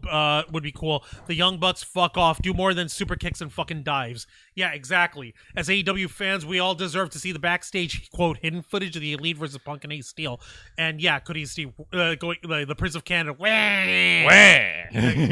and she's doing the CM Punk salute as well. Hell to the fuck yeah. The best in the fucking world. Hells yeah, man. Shit. I may not be straight edge, but even I'm better than the Elite. Fuck them. All right, now let's get to the segment that started lackluster, but then got really crazy. It is an in-ring segment, a face-to-face segment with the FTW champion, Jack Perry. So he's no longer Jungle Boy? He's not the cute little Jungle Boy anymore? Who's going to confront one of the AEW backstage officials. His name is Jerry Lynn. But first, isn't Jerry Lynn like a big-time veteran of ECW? That's what I was going to say. First, a brief history on Jerry Lynn. For those who do not know. Jerry Lynn is one of the originals who actually, who did get his start in Extreme Championship Wrestling from the early 90s until its closure in 2001. He was one of their pioneering wrestlers. He was a former ECW World Champion, and then he had a temporary run into WWE, capturing the light heavyweight title before moving on from the company and going over to different promotions. He wrestled in the Independents. He wrestled in Ring of Honor and in TNA, capturing many championships. And he's actually one of the cornerstones of pro wrestling, and he's one of the brilliant minds that's helping out as a backstage coach, along with Mark Henry and Dean Malenko and other other minds that they have backstage. Jake Roberts, Billy Gunn, Dustin Rhodes. Yeah, but Jose, you have to understand, in AEW, they don't need to listen to anyone else's advice. Yeah, fuck them. God almighty. Thank you for that. Jerry, the new fucking show, Lynn said most ECW crowds. That's right. That's right. Yep. So Jack Perry, first of all, he made Tony Schiavone look like an idiot. Like, he basically just yanked the phone. That's not that hard. Yeah, it's not that hard. He called out Jerry Lynn. Jerry Lynn came down to the stage and he said, while he would love nothing more than to beat the crap out of Jack Perry, that would be child abuse. Ha ha.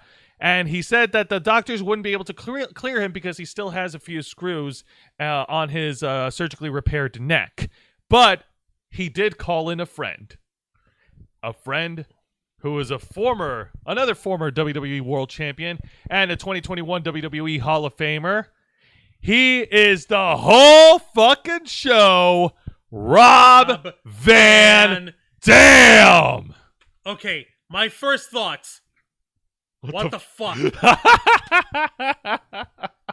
First off, don't go disrespecting Tony Schiavone like that. Right? Second of all, what the fuck? Okay, so what is it? RVD is showing up for a match to straighten Jungle Boy out? He's challenging Jungle Boy next week on Dynamite for the FTW title. No, I'm sorry. I gotta go back to this. Okay. Yeah, no. What the fuck? The last time... RVD doesn't need this! The last... RVD has all the weed in the world! He has all the sexy, crazy, like, burlesque dancer wives in the world! Oh my What God. the fuck does he need this for? Now, here's the thing. Look, he's in his early 50s, but he could still go in the ring. His last wrestling appearance was in Impact Wrestling in early 2020. Wasn't he also in a Money in the Bank match in WWE? Where In 2013. Yeah, but that's in 2013. That's where like he got, years ago. Where he got his shit kicked out of him when they started the match? Yeah, Ow. that happened. He looked old then. That was 10 years ago. He looked old then. That's a fucking problem. Well, regardless, you know, after he still can go. I've seen lots of his video footages and his indie appearances, and while he may not be as fast as he used to be back in the day, he can still put on some good wrestling matches. But he doesn't need this. He doesn't. I loved RVD. Come on, dude. Take your ride off into the sunset with all the weed and hot, crazy, sexy wives in the world. I mean that. I mean that sincerely because I love Rob Van Dam. He was one of my fucking favorites in the ECW and WWE style shit. He doesn't need this shit. Come on. Here are a couple of reasons why they brought him in. Why? Number one, to inject some life into the storyline with Jack Perry, because Jack Perry's doing a great job at that. It doesn't need life. It needs to shrivel up and die. Number two, I guess they're trying to build more credibility, more prestige for Jack Perry in the FTW title by having Rob Van Dam go one-on-one against him. You mean the FTW title that isn't recognized, doesn't matter, is not a valid championship, and was only fought between people that Taz likes? Yeah.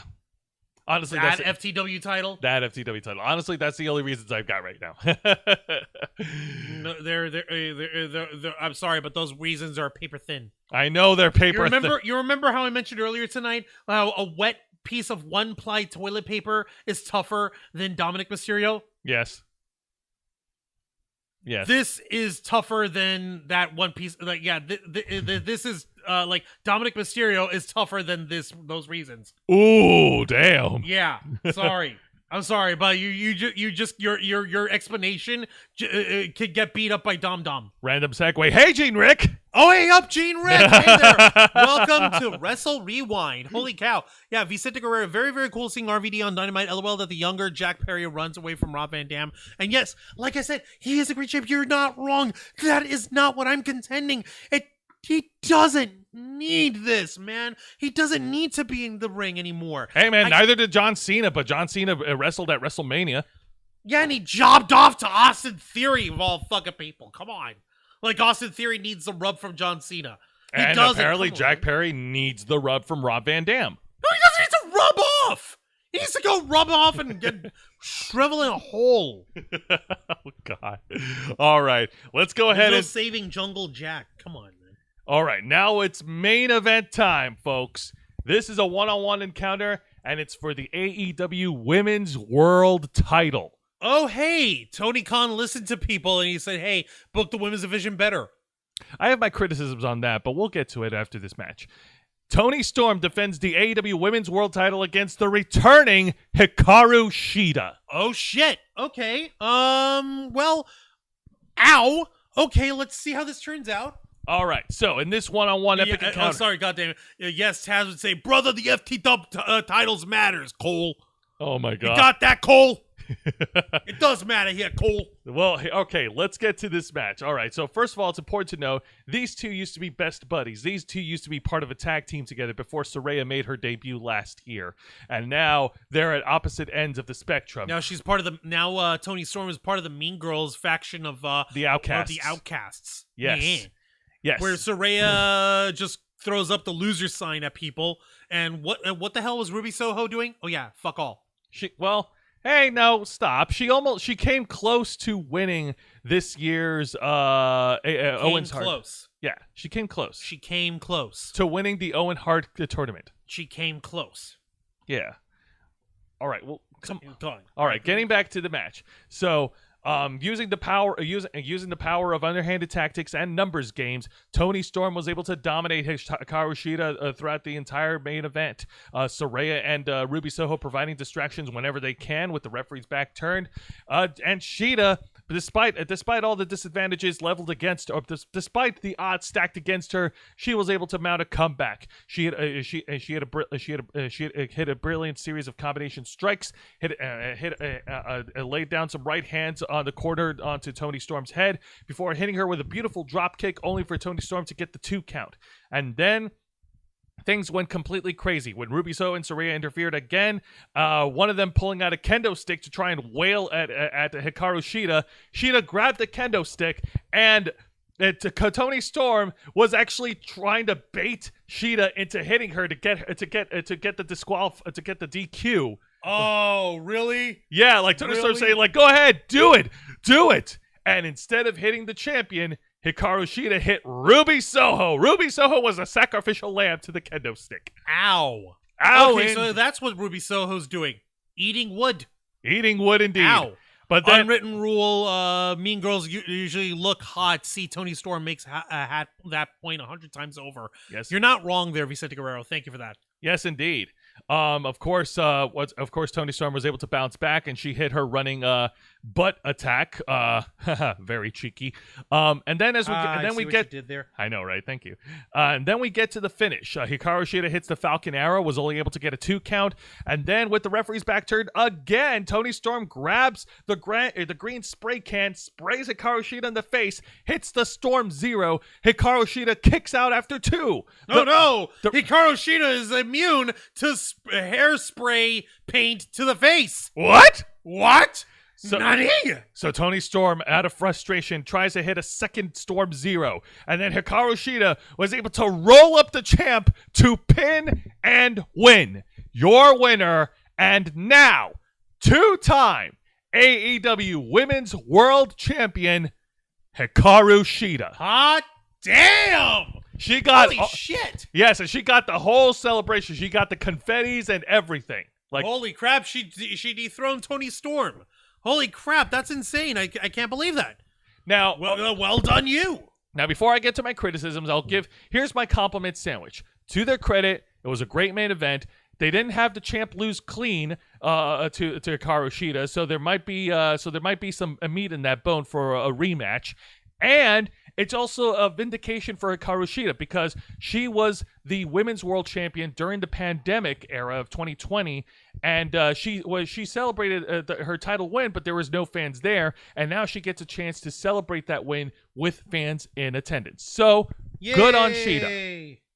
However, this main event booking feels like nothing more. Feels like a knee-jerk reaction to last week's booking disaster with the women's division.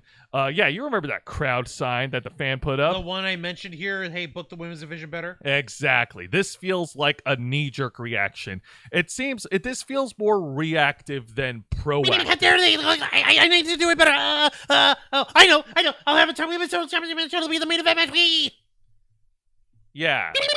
Yeah, it seems like Tony Khan booked this I don't want to say in spite of the fans, but this was clearly a knee-jerk reaction. It seems like a lot of decisions that Tony Khan makes is more reactive than proactive. When Cody Rhodes had a sit-down interview with Ariel Helwani and talked about how AEW lost the spirit of All In due to the mess of the pay-per-view media scrum at All Out in 2022, and then following that, Tony Khan announced that All In was coming back in London, England at the end of go August. fucking figure. Yeah, you caught that too. I fucking was like I was thinking that shit in the back of my head. I'm glad I'm not the only one who noticed. Yes, thank you for that. Yeah, Tony Khan's decisions, like some of his decisions are good, but a lot of his other decisions are very... I'm the bestest, boy. Look at everyone else. I'm the bestest one. Like, everything. We're not going to be a secondary promotion to anybody. We're not going to be a secondary to anybody. Come all in. Very, very much more reactive and less proactive. There's a difference between reaction. Vicente has got the right point over here. It's nice that Hikaru Shida is the new champion, but she should have had more matches building this up weeks ago. Thank you. Yes, she should have more matches building up to the All In pay-per-view at the end of August. That would have been fucking incredible. That would have been the place to fucking put it up and have her fucking say like have it be like a match against some fucking buddy else over here. Like, was Hikaru Shida in the ring before the last night on Dynamite? Yes, Hikaru Shida was in the ring. No, I mean, like, did she have any matches before her match last night? No. So last night on Dynamite, that was her return match. That was her return match. Yes. You gotta be fucking kidding me. Yeah, that is knee jerk. It was like, okay, come the fuck on, Tony fucking Khan. You thin-skinned little coked out dweeb fucking moron. Milk this for all it's worth. Make it an all-in championship match.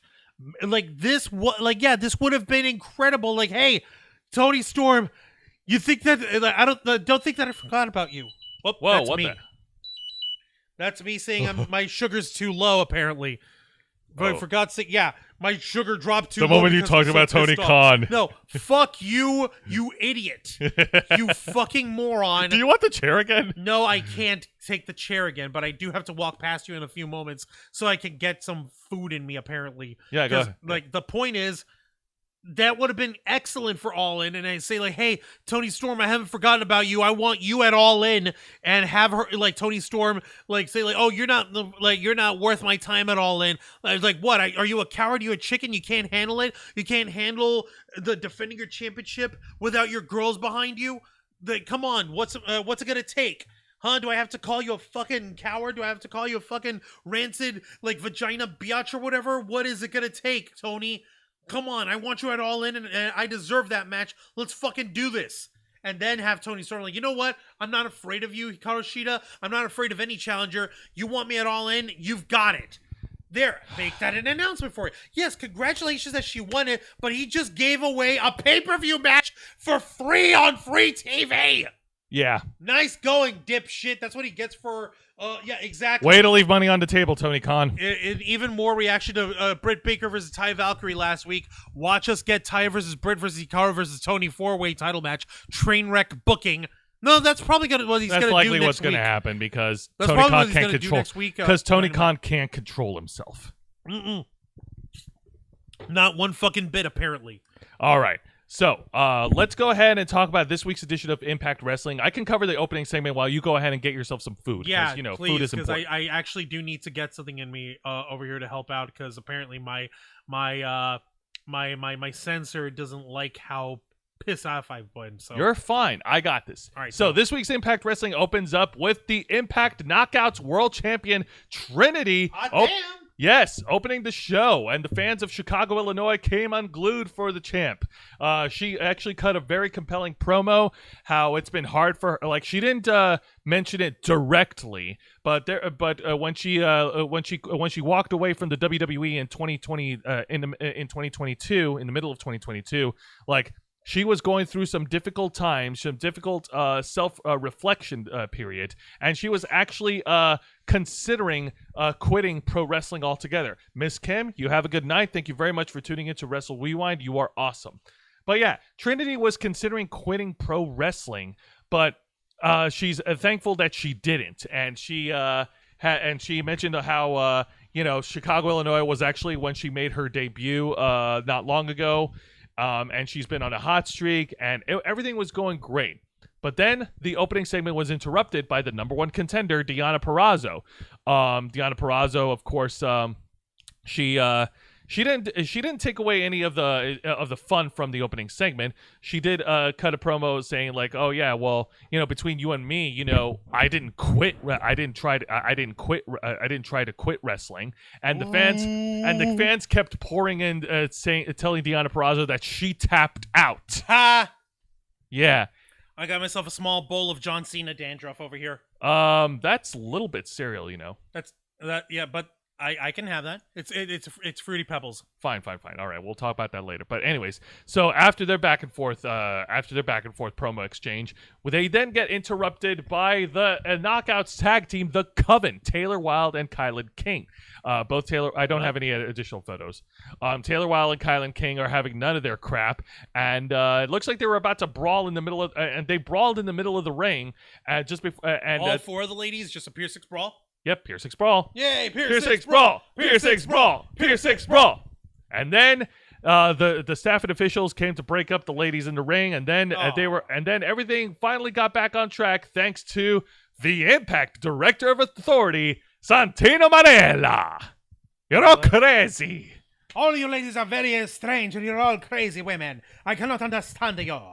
He went ahead and booked an impromptu tag team match to open up Impact Wrestling right now. Deonna Purrazzo and Trinity are not in their ring gear, and yet despite that, they put on a good tag match. So yeah, that's what happened. Opening segment turned into an impromptu match, which unfortunately saw the Coven pick up the win. God damn it. I know. So how about that? We had an interesting little moment with the Impact with the Impact Knockouts champion and the number one contender, but they lost. They lost to the Coven. These two couldn't coexist. Now who's saying that ridiculous line? Yeah, I know. I'm saying it's thing. Go eat your John Cena Fruity Pebbles. Yeah, I'm gonna continue nibbling on my John Cena dandruff. All right. I'm not actually saying he has dandruff. The man has the body of a god, but it's just a code. It's just a nickname. Yeah. And unlike a certain Hulkster brother, he doesn't need any additional juice. Also, Hashslinger Slasher 37, welcome to Wrestle Rewind on our Kick stream. All We're right, following you back. Thank you for that. Welcome to the stream. We appreciate you there, buddy. Yay! We're at 41 followers. You guys are great. You guys are awesome. Thank you so much. All right, now let's get to the exciting match of the night, and this is a triple threat match for the Impact Digital Media Championship. As the defending champion, Kenny King defends against Yuya Uemura and say his name and he appears. I believe in Joe Hendry. I believe in Joe Hendry. Here it goes from London to Paris to Tokyo, North America, Scotland, and Canada, and Mexico. They say, I believe in Joe Hendry. I believe in Joe Hendry. All right, so anyways, Joe Hendry is the first contestant to enter the ring, and he cut a pre-match promo, addressing his difficulties of of what to do when one of his friends interjects in his title opportunity. It was a pretty funny opening segment. The fans loved it. The fans are 100% behind Joe Hendry. Yuya Uemura came down to the ring, and there was some more silliness between the two. And Uemura was about to speak, but then Kenny King made his way down to the ring and cut off the proceedings. They just got the match right underway. Some great triple. Screw it. Let's just freaking mess each other up. Exactly. Some great triple threat, some great three-way action between Joe Hendry, Yuya Uemura, and Kenny King. Obviously, there's a bit of a conflict of interest between Uemura and Joe Hendry, as they both want to become digital media champions, but there can only be one champ, So they threw that dynamic into the triple threat match. Kenny King took advantage of their friendly turmoil, and Kenny King also had his protege at ringside, Sheldon Jean, to provide any interference whenever he can. After all, triple threat matches means no disqualification, aka lazy booking. Hey, it's not always lazy. Well, why the hell? There's no weapons and ultraviolets. Why the hell does it have to be a no DQ match though? Because every triple threat match is no disqualification. Because no, it isn't. It doesn't have to be. Here's the thing. Hey up there, Joanne. Welcome to Wrestle Rewind over here. Glad to see you here tonight. Thank you for joining us. Welcome. Thank you for joining. And yes, you are an inner flocker as well. Let me see over here. Yeah, no, and the Wrestle Rewind emojis. Thank you. Yes. Now after some more three-way action, Joe Hendry was able to neutralize Sheldon Jean at ringside, but he was far too distracted, and Kenny King was able to hit his finishing move, the Royal Flush, to pin Yuya Uemura in the middle of the ring. Your winner, and still the Impact Digital Media Champion, Kenny King. God damn it, man. This sounds like it could have been messed up at any point over here. This was not the way this match was supposed to go. Also, Joanne is watching us from Manchester. Jesus Christ. It's like what? Almost 5 a.m. over there? All right. Thank you, Joanne. You are awesome. Either you are an early bird or you're a night owl, but thank you for your commitment to watching the Ravens flock. Hey, Joanne, just so you know, wrestling is actually coming to London, England at the end of August. AEW is hosting All In. Why are you shilling for Tony Khan? I'm just mentioning it to her for her interest. Oh, okay. I'm a fan talking about something cool. Okay, cool. Fantastic. Give me my Tony Khan money then, Jose. Stop it. Never. But yeah, AEW is coming to London, England at the end of August at the Wembley Stadium. It's going to be cool. I doubt that there'll be tickets left at this point, but if there are, God help you. Hells yeah, they've been selling out tickets left and right. Like, it's crazy. It's a phenomenon. Yeah, let me see over here. If he said that Kenny King retains his title, and Jim Cornette is, quote, so happy for him. Here's the thing. I'm not really behind this kind of booking. It would have made more sense if Joe Hendry kept going as the digital media champion, because he's got a lot of momentum behind him. The fans are behind him. He's white hot. He's over. And, like, I just don't understand why they had to take the belts off him and give it to Kenny King. I'm sorry. No disrespect, but there's really not much Kenny King can offer. I cannot understand that. Like, I'm pretty sure the digital media championship is supposed to have some freaking like relevance to someone being on social media or digital media or something like that. I mean, I thought that there was something that had to be fucking like relevant to it. What the fuck? This booking, Nick, makes no sense. This booking makes no fucking sense. All right, but let's go ahead and get to the exciting segment of the night. And this is a video package. It's a video package to show us what happened last week on Impact Wrestling when Josh Alexander and Chris and the entire team of the Time Machine. And the Time Machine. Like, so it was Kushida, Alex Shelley, and Chris Sabin. Yeah. Yep. Shit. They were all attacked by the heels last week. They were attacked by Moose, Bully Ray, Brian Myers, and the Impact X Division champion Lio Rush. And so in this video package, having enough of their bullshit, they've challenged the heels to an 8-man tag team match at their next pay-per-view event, Emergence. So it'll be the team of Josh Alexander and Time Machine versus Moose, Bully Ray, Brian Myers, and Lio Rush. So we're having that big 4-way, that big 8-man tag team match of death. At Emergence, that's right. At Emergence. Hot damn. All right. Yeah. It's going to be pretty dope. And yeah, that's pretty much the video package. The babyface is calling out the heels, setting up the match. Pretty straightforward. Gotta love it. But now let's get to a match that I referred to my earlier point with Dijak and Eddie Thorpe. Not a lot of meat in that bone. Didn't catch my interest. It's a one-on-one match between Heath Slater versus Alan Angels. He's got kids, but who cares anymore? Okay, how was this match go? Okay, this match wasn't bad. This match was actually pretty good. They kept the energy. They kept the high energy throughout the entire match. They hit a lot of cool high flying spots. And Heath Slater, like I said, man, Heath Slater, he's damn good in the ring. He knows he can work with pretty much anybody. And I guess that's why he stuck. I guess that's one of the reasons why he stuck around in the WWE for so long. It's great. It's wild. Okay, but come on, man. But anyway, so getting back into the match, their rivalry started off in a series of like really ridiculous videos from last week, both of them calling each other out, and it just looked stupid. It looked kind of hokey. It didn't look very cool to me, but nonetheless, it didn't take away any of the shine. Well, it kind of took away the shine, otherwise I wouldn't have ranked it like that.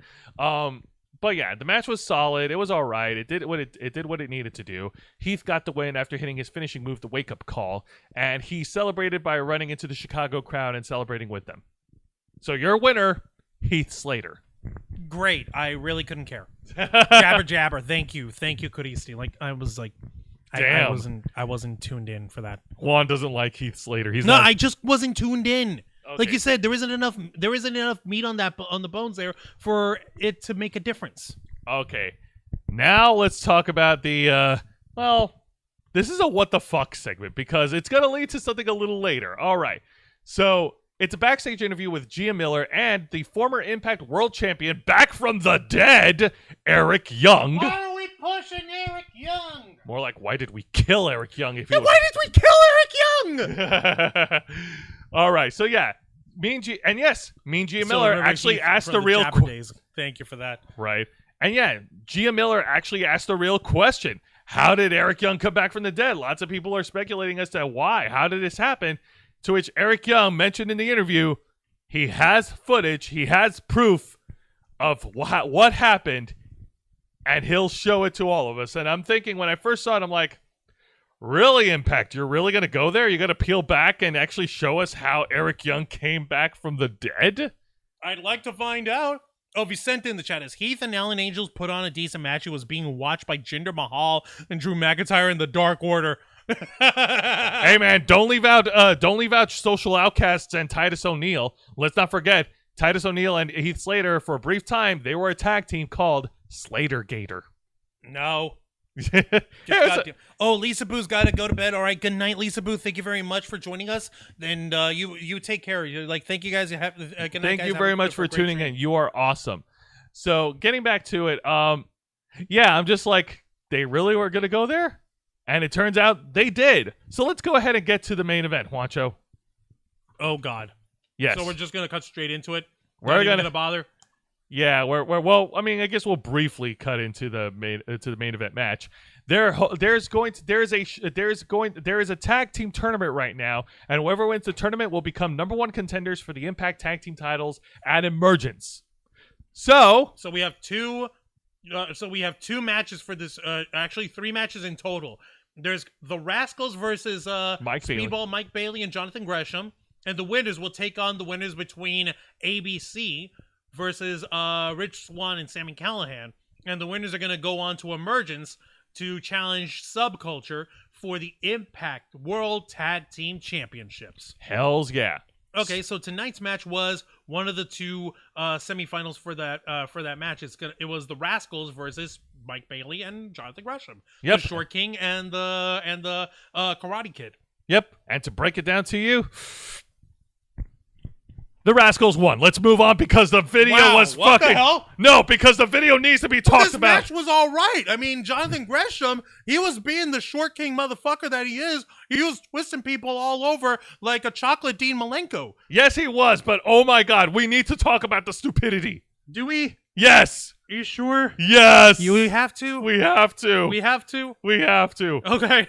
All right, let's do this. Let's fucking do this. Okay, so folks, when was this? 8 months ago? I think so. Yeah, let's clock it 8 months ago. So okay, folks, do you remember 8 months ago when we talked about how Eric Young was killed off in Impact Wrestling? He was murdered in an interrogation room at a prison by Cody Deaner, who took over Violent by Design, and then they just became The Design, and The Design fell apart. It's okay. For a brief moment, I forgot, and if you forgot, I completely understand. No worries. I didn't forget this. This was so dumb. So here's what really happened. So after being stabbed by Deaner with a prison shank and left lying in his pool of blood, after Deaner left, it looks like he was... Am I wrong, by the way, Vicente? Like Jonathan Gresham, the man of 1,000 holds, the tentacle man, he's a chocolate Dean Malenko. He's short, he out wrestles everyone. All right, am I wrong? He's a chocolate Dean Malenko. He is a jobber Dean Malenko. But yeah, so after Deaner left, the camera kept focusing on Eric Young, and he's laying in his own pool of blood. He is dead. And we're expecting, and when I saw this, I was expecting, okay, they're going to pull some voodoo stuff, some supernatural stuff here. But instead, we get this. Eric Young was knocked out for a while and coughed up some Kool-Aid. Oh, I'm sorry. I mean Hawaiian Punch. Some Hawaiian Punch. Oh, no, I mean blood. Quote unquote. And apparently, he's not dead. Apparently, it's just that Cody Deaner didn't murder him hard enough. You know, Deaner, you suck at killing. How dare you, Cody? What the hell? How dare you, Deaner, is what I mean. So Eric Young... Thank you, Cody Steve. Right? So Eric Young was able to get back on his feet. Aaron Cooper, by the way, made her way to the chat. Just as we're starting the wrap-ups over here with Impact. Welcome, Aaron Cooper. Welcome to Wrestle Rewind. So Eric Young got back on his feet and was able to go over to his sweet motorcycle ride. Like, holy crap, that looks awesome. He's got a nice chopper there. What, did you just leave it there? I think that's all the money he saved from his time in WWE. I'm like, hey, I mean, like, how about that? Now, Juancho, I don't think I remember it word for word. I think you may have caught his narration. Basically, like, you can kill a man, but I'm not just a man. I'm an idea, and you cannot kill an idea. Ideas last forever. As he rode off in the dark of the night, wearing very weird safety glasses and his biker helmet. I swear, it looks like he was The watching. speech was written by some edgy 8th grader. Dear God. It was written by an edgy 8th grader who watched V for Vendetta and the Dark Knight movies back to back. Exactly. Dear God. Seriously, you might as well just put a gif of Poe Dameron from Star Wars: The Rise of Skywalker saying, somehow Palpatine is still alive. You mean somehow Palpatine returned?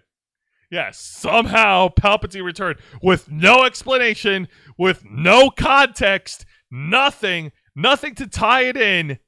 Yeah, no, somehow Eric Young returned. Oh, Yeah, you mean that? Yeah, that. Somehow Eric Young returned. Somehow, let's hear it. So this is why we're pushing Eric Young. Apparently, he can come back from the fucking dead. Thank you, Vicente over here. Eric Young, come back from his stabbing, channeling Super Eric. You merely embraced the dog. No, you merely adopted the dog. I was born in it. Vicente, Sons of Anarchy reboot starring Eric Young as Jax Teller. Jesus. No. So, yeah, I know we crap on WWE for how they were able to tell stories with wrestlers who were killed off. Or like, it was freaking Pretty Deadly. They were putting Swimming with the Fishies, and then you had a backstage segment with fucking The Stacks and Stacks Tony D. and Tony D'Angelo. They're walking backstage in the arena. They look at Pretty Deadly, and Pretty Deadly are like fucking hiding their face, like, whoa, what's going on? Like, hey, what happened? But like, and Tony D'Angelo's like, bro, now's not the time. We got business to take care of here. Gabagool. No! They murdered Pretty Deadly. Dinner murdered Eric Young. There was shanks and bleeding involved. What the fuck? Yeah, at least give Impact Wrestling credit. They tried to explain it, but no explanation from WWE on how Pretty Deadly survived and was drafted to SmackDown. Nope. Oh God, can you imagine if AEW tried to pull a storyline where they killed off somebody and to have them try to explain it? I wish that they tried that bullshit with the late Brody Lee. Oh no! I wish that the entirety of Brody Lee passing away was like their version of long-term booking. Somehow Brody Lee returns. No, don't say that. That's mean. I know, but like I wish that they that would be something that they would have tried, because that's exactly up their fucking alley. That they would have paid Brody Lee to stay away for 5 years, and that they pretend that he died. That would have been such a dick thing to do, but that's totally something that Tony Khan would have fucking done too. Oh my God. I don't know. I try not to make those jokes, man. Like, come on, man. I'll make those jokes all the live long fucking day. If it means Tony Khan gets his fucking ass handed to him.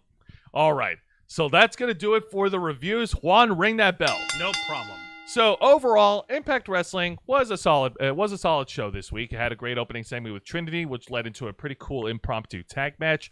All right, admittedly, you got to give credit where credit is due. The first round tournament tag match at the main event match before, that video was actually fun. The Rascals versus Mike Bailey and Jonathan Gresham. It was a good match. We only skipped over it because this fucking video that Eric Young shared was too ridiculous to ignore. We kind of had to cut it down for time. Yeah, no, it's fine. It's fine. Everything else in the middle was pretty good. The triple threat match with the Digital Media Championship on the line, that was awesome. I mean, Joe Hendry is white hot.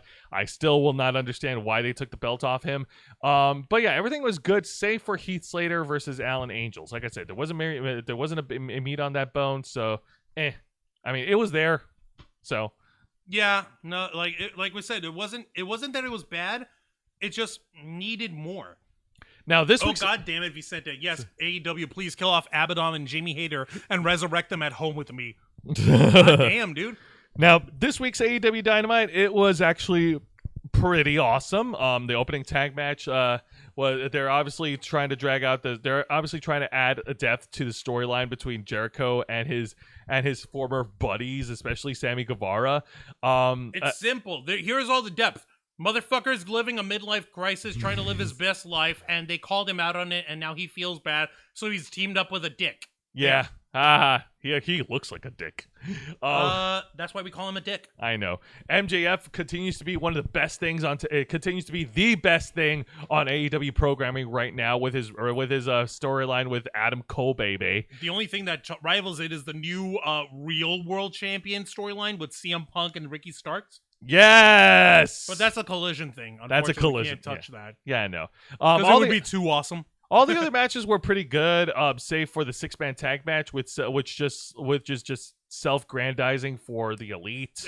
We just watched these three guys masturbate on television, and all the AEW marks just cheered and clapped. Yeah, the main event was fun. I'm not trying to take anything away from Hikaru Shida. She definitely deserves her second reign, and she definitely deserves to celebrate it with the fans. But in terms of booking, I hope it that was shotgun booking. It was Vince Russo booking. It was Vince Russo booking. It was knee-jerk booking. And if they're serious about making the women's division be presented better, hopefully, like, this isn't just the AEW's equivalent of just sticking a piece of gum to plug a leak. And they actually work on that momentum. And you want a good idea? You want an actual good idea here? What's Chris Statlander up to? The TBS champion. That's right. What's she up to right now? She's going to be defending her TBS title this Saturday at Collision against Mercedes Martinez. How about a clash of champions between Chris Statlander versus Hikaru Shida? How's that for an all-in match? That would be cool. How about they try to call each other out on that? Would that be interesting? Sure, it would. Would they have to put their championships online? Maybe. Probably, cool. or just have like a champion versus champion clash without without either like losing the title or whatever, but it would still be cool. Like a proper thing of sportsmanship and having the women elevate each other in that way. Yeah. That'd be fucking nice. But this coked out dipshit doesn't know how to book if more than 5 inches in front of his nose. Now remember, AEW is not the only guilty party. WWE is also guilty because they've cut out a lot of their women's matches for SummerSlam this Saturday. Notice how I'm not arguing that. Okay. You're right. They are cutting down a lot of the women's matches and the women's booking of SummerSlam coming up, and that is stupid on their part. But the SummerSlam isn't what's in contention right now. AEW is. Yeah, no, of course, yeah. We were very close. Like, I actually had discussions with Juan. We actually we talked about the idea of doing a video of listing off all the continuing and persisting problems that AEW has had since its inception in 2019, because a lot of the problems that they have not been addressed. I.e. the women's division, i.e. the elite and their fucking ego, i.e. Jericho, i.e. the oversaturation of their talent roster, i.e. not having a TV deal for Ring of Honor, i.e. CM Punk being the hottest fucking ticket and them treating him like ass, i.e. Tony Khan and how he presents himself in person and on social media. Yeah, there's a lot of problems. I mean, we'll probably do it sometime down the road, but for now, let's continue on. This week's edition of WWE NXT following the Great American Bash was definitely fun. Lyra Valkyria hopefully closed the book on JC Jane now that she's 2-0. The main event was a lot of fun. Santos Escobar coming back. He was the bigger star. The fans were cheering for Santos to get in the ring, and they got what they wanted, and then some. Everything else in the middle was also pretty good. Carmelo Hayes and Wesley had a pretty good told a pretty good story in their match against the Meta 4. I like that Dragon Lee is contending against for the North American Championship, and Rey Mysterio is coming back next week, so that's definitely going to be something to look for. And everything else on the card was okay. Save for Dijak versus Eddie Thorpe. I thought that was a big load of nothing. The same can be said for Baron Corbin versus Andre Chase. Another one that was all right was the in-ring NXT debut of Elektra Lopez. It was a women's tag match with Elektra Lopez and Lola Vice, who got the win. Holy shit, Elektra Lopez, she was on fire. Yeah, no, it was good, but yeah, overall the show was great. So, but we didn't have any Tiffy time. We didn't have the NXT Women's Champion. Oh, by the way, I fucking follow her on TikTok. Do you want to know what her fucking? I actually put a comment on there. I'd say like, hey, we missed you on NXT last night, champ. What were you up to? What did she say? She responded? She actually responded like, sorry, I was getting my nails done. Ah, classic champ. Classic heel shit. All right, so that's going to do it for this week, folks. Tune in next week on Wrestle Rewind, where along with my weekly reviews, I will also be reviewing the main event for this year's WWE SummerSlam. It's Roman Reigns versus Jey Uso in tribal combat. Whatever that means. For the undisputed WWE Universal title. Holy shit. It is going to be on like Donkey Kong. Yes, indeed. Sadly, no watch party because SummerSlam start time is at 8 p.m. Eastern, and we're going to be busy streaming that time. I'm afraid so, yeah. Sorry. But we will discuss the main event with you next week nonetheless. So you're going to get your fill of the review. And, of course, a couple of announcements before... Tribal combat! So, a couple of Bear announcements... Cream peaced out. Thank you, Bear Cream, for watching on Wrestle Rewind on Kick. Thank you for watching. So, a couple of announcements for the month of August. First of all, there will be no Los Amigos play this Saturday, but Los Amigos play will be returning next Saturday, next week, which would be on, I'm trying to think. Let me do my calendar here. 3rd, 4th, 5th, Saturday, 9th, 11th. On August 12th. Yes! August 12th, yeah. I was ahead of you. It's Oh, yeah. Saturday, August 12th. That's when Los Amigos Play will be coming back. And we got a brand new game that we're going to start off. I'm not going to tell you yet because it's going to be a surprise. It's going to hit you. It's going to hit you like a million punches to the face. We already said it, didn't we? Yeah, but I'm counting on the fans not to remember. Wow. I know, I'm being a dork. I'm being silly. But nevertheless, Los Amigos Play will be coming back next week, and we hope to see a lot of you. And you guys have been great. And today has been freaking awesome. We had some great momentum. You guys have been awesome in the chat. And we got some new followers on Kick. You guys have been dynamite. Indeed. You've been incredible. Actually, you've been more like Collision than Dynamite, but whatever. That's not the point. Ha. Good one. Ha. All right. With that being said, Juan, plug us away. Don't mind if I do. Folks, thank you very much for watching this week's live stream edition of Wrestle Rewind, hosted by Jose